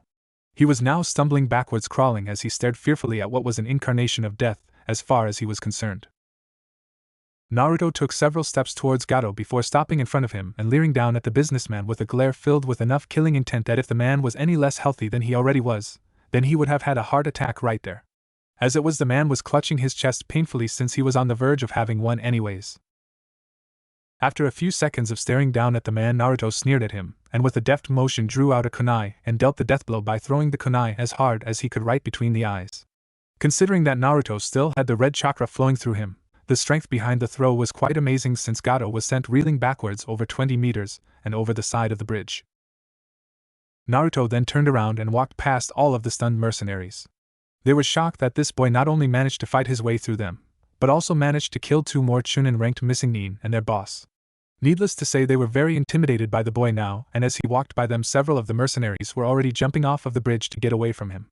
As Naruto passed the last of them, they were quick to turn and flee back to the boats they came on and get away from the bridge. Naruto stopped where he was a few seconds later as his senses told him that the danger was over. At that point, Naruto dropped to the ground unconscious. A few days after the battle on the bridge, Naruto was up and about again. It was midday and Naruto was walking through the forest. Naruto reached the same clearing where he'd have met and talked to Haku. Naruto's mind was flying from one thought with an attached emotion to another. After a few more seconds of that, he walked over to the spot in the center of the clearing where Haku had been picking herbs for her precious person. Naruto smiled to himself as he thought of his meeting with the girl that he was so similar to. Naruto sat down where she had been kneeling and lay on his back to relax for a little bit. "Hello, Naruto-san." Naruto cursed himself immediately for not being more alert. He sat up and was about to speak when he sensed the person behind him and lean against Naruto's back. "How have you been?" Naruto now recognized the voice as being Haku's. Naruto tensed slightly at that realization. He took a second to gather himself before speaking. "I'm alright," he said, and was about to continue when he was interrupted. "I'm not mad at you." Naruto was surprised at the statement and turned to look at Haku. He couldn't see her face since she was facing away from him, but Naruto could see that she was wearing the same kimono that she wore when they first met in this clearing. Naruto turned away from her as he spoke up again himself. "You're talking about Gozu, aren't you?" Haku nodded, which since their backs were together, Naruto was able to feel the movement. "I lied to you the other day when I said that Zabuza-san was the only precious person in my life. I grew to see them as brothers, but I knew that they would eventually die." Naruto heard her sniffle a bit. "I do not blame you for killing Gozu. When you cried in front of everyone on the bridge, I was able to see the genuine sorrow in your eyes. So no, I don't hate you for killing Gozu." Hearing that, Naruto couldn't help but feel slightly relieved by those words. He started to ponder on the unexpected feelings that came with Haku's explanation, but his pondering was stopped when Haku spoke again. "If you don't mind, there is something I would like to do." Naruto sat there still facing away from Haku. After a few seconds, Haku decided that it was safe to continue. "In a day, Zabuza-san and I will be leaving Wave Country, but I would like to be able to see you whenever possible in the future, so what I would like to do is an old Hunter Nin tracking technique that was scrapped since it had a large flaw." Naruto's curiosity was piqued upon hearing that Haku knew a technique that Hunter Nin used to use. "Please continue." The technique was supposed to make it so that the Hunter Nin would be able to sense the person they were hunting if they were within a 15-mile radius of each other. The part of the technique that was flawed and caused the Hunter Nin to scrap it was when they realized that the technique worked both ways. Both people would be able to sense each other when they were within 15 miles of each other. Naruto nodded, seeing where that technique would quickly become a turn-off for ninja. After a few more seconds of thought, Naruto realized exactly what Haku was proposing. "So you want to use this technique so that we'll be able to find each other easier if it became necessary." Naruto felt the motions of another nod against his back, so he started thinking. After a few minutes, Naruto smiled to himself and stood up. Haku was surprised by the motion and nearly fell onto her back before catching herself. She then stood up and looked at Naruto, who was already staring into her eyes. After a few seconds of silence, Naruto spoke up as a grin came to his face. "What are you waiting for? Tell me what needs to be done." As Naruto spoke, Haku couldn't help but let a grateful smile cross her face. She then went into an explanation of how the technique was done. After the two were finished and the technique was done, they prepared to part their separate ways. Haku smiled as she felt the bond created by the technique setting in. She then smiled before doing something that surprised both Naruto and herself. She quickly leaned over and kissed Naruto on the cheek. As they both started blushing, Haku quickly said her farewell and left the clearing before the words she spoke to Naruto could settle in. When Naruto realized through the new bond that Haku was moving away from his position at a high speed, Naruto found himself staring in the direction that Haku had left for a few minutes before Naruto left the clearing, heading back towards Tazuna's house, where Naruto didn't know that the two teams were preparing to leave. As he left the clearing, Naruto decided that he wouldn't tell anyone of his meeting with Haku. "Ah, Naruto, I'm glad to see that you're back." Naruto looked across the yard from where he'd have just entered and saw Asuma standing there with a smile on his face. "You should go and start packing, Naruto. The Hokage has sent a messenger Nin to us with a note asking us leave right away." "What? Why? Naruto asked with a confused look on his face. Aren't we needed to stay here in order to protect the old man until his bridge is complete? Asuma's smile never left his face as Naruto asked those questions. No, Naruto. I already sent a report to my father about what happened at the bridge, and he has decided that only one team needs to stay for the remainder of the time since Gato has been dealt with. Oh?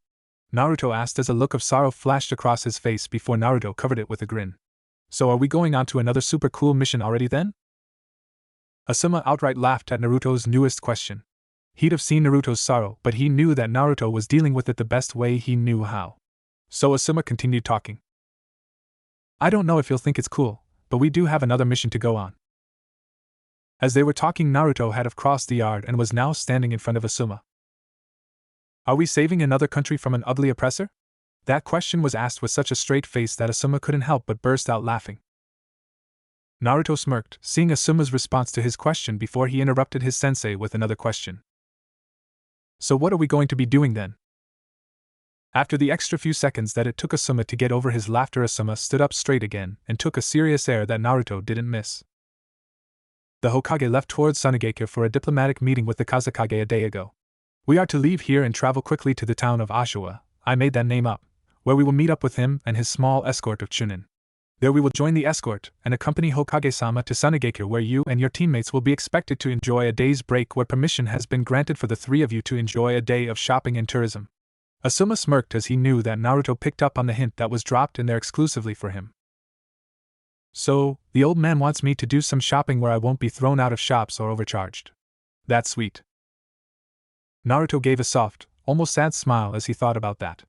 Naruto then looked around quickly, and when he saw that nobody was around, he quickly stepped forward and gave Asuma a hug around the waist.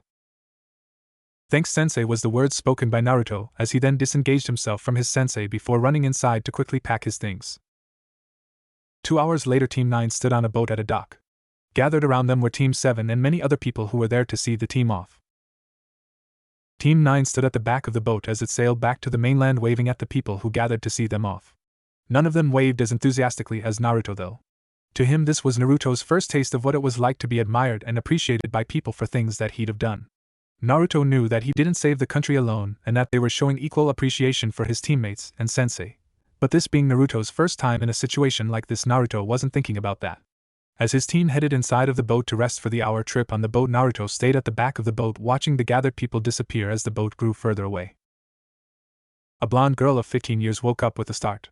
She sat there holding her face for a few seconds before wiping sweat from her forehead. She sat there thinking about the dream. No, it was more of a nightmare that she'd have just had. She remembered watching a battle on a bridge where after a little while a part of the bridge blew up with the body of what she recognized as a Kiri missing Nin flying up in the air. The body was quickly followed by a blonde-haired boy with the most intense blue eyes she'd have ever seen, who wound up crying and shouting about something, but she couldn't hear anything except for the wind blowing by her ears.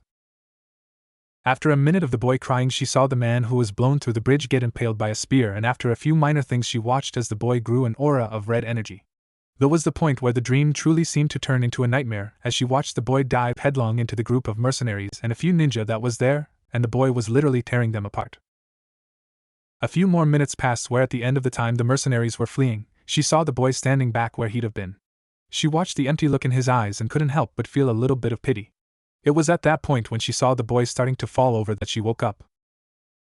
She thought over the weird dream that was filled with people that she didn't even know until a realization hits her. That boy's chakra was similar to Gaara's. The thought scared her even more than what she dreamed, but she couldn't help but wonder if that dream was something that really happened. Looking over at her clock, she saw that it was only a half hour to sunrise, so she decided to get up now and think more upon the dream later. What she didn't even think about was if there was a reason for her to have a dream like that. Little did she know that she would have a part in the life of the blonde boy. As she got out of bed and stretched unconsciously, showing off her naked and well-developed figure to no one, Temari put on a house coat and grabbed her ninja garb before heading to the shower down the hall. Several feet above where Temari awoke, another set of eyes shoot open. This person's eyes didn't shoot open because of a dream or a nightmare, though. This person's eyes shot open from feeling what to him was an unusual chakra, or what was left of it, wash over him from the south. Gaara turned his head and stared towards the horizon to the south before he heard a voice in his head speak up. The Kyuubi is coming. Gaara's eyebrows knit in temporary confusion as he closed his eyes and thought about that statement until he remembered one of the few times that the Shikaka had have talked to him seriously. The conversation was about the other tailed demons which Shikaka seriously warned Gaara to stay away from no matter what. Gaara knew that out of all of the tailed demons, the Kyuubi was the only one that Shikaka respected. That made Gaara curious about the being, and he promised himself to look into that being if he ever had the chance. Gaara opened his eyes again and took another look to the south before closing his eyes again and turning around to resume his meditation. Naruto was bored. Now this wasn't anything new to the blonde boy. Then again, Naruto tended to be bored when doing anything other than reading, pranking, training, eating ramen, or talking to his friends. Naruto took a look around as he and the group he was with walked slowly down the dirt road that was between Konoha and Suna. Team 9 met up with Old Man Sarutobi and his escorts in Oshawa, where they continued the next morning on their way to Suna. The group continued on in silence for several more minutes until they hit the top of the last mountain between the two cities. Looking down the mountain and into the desert on the other side, a realization hit Naruto, and he stopped in his tracks. Sarutobi chuckled when he realized why Naruto suddenly stopped where he was. "We're going to take a break now," the old man spoke up. "I would take this time to change into something better suited for the desert." Naruto was wearing his all-black ninja outfit that he wore in the Wave Country. Seeing Naruto's sheepish expression just before he dashed off into the bushes, both Sarutobis laughed aloud. It was 5 hours later when the gates of Suna came into sight, and there was only one thing that could be thought at that time by all three of the Genin. "I hate the desert."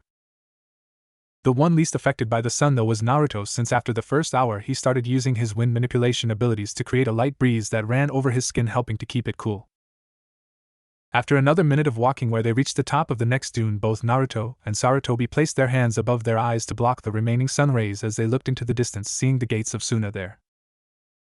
"It'll only be another half hour if we speed up a little," Sarutobi spoke up after a few seconds of calculating how far away they were. "Hi Hokage-sama." "Hi Aji-san," came the collective answer from everyone. After that was said, the group did speed up to a light sprint. "Damn messengers always having to wait until the last minute," Temari mumbled to herself as she was dashing across the rooftops towards Sunagekire's east gate. She'd have just been told minutes before by a messenger Nin of the Kazekages that since the Kazekage was still doing paperwork, he was expecting her to be at the gate to greet the Hokage of Konoha and his escort when they arrived within the next 5 minutes. And the messenger also said that the outpost spotted them coming too. She thought as she landed on top of the said outpost right next to the gate. "I guess it doesn't help either that I can't get that dream out of my head." The dream that Temari was thinking about was the one where she witnessed a single Genin massacre a mercenary army with very little help. It wasn't the fact that the boy massacred the mercenaries, but rather the method used to do so. It reminded her of the times she wound up watching as Gaara would do the same himself. As her mind slipped back to the dream, she was interrupted when she saw a group of travelers coming over the last dune before the gate. "Heh, I guess I'm just in time," she mumbled to herself as she jumped off the outpost and landed on the inside of the closed gate. She waited as she heard the ninja on guard duty talk to the group outside of the gate, and she used the opportunity to mentally prepare herself to deal with them. Well, it's time to put those acting skills from the academy to use. After another minute, the gate started to open, and she got her first look at her father's guests.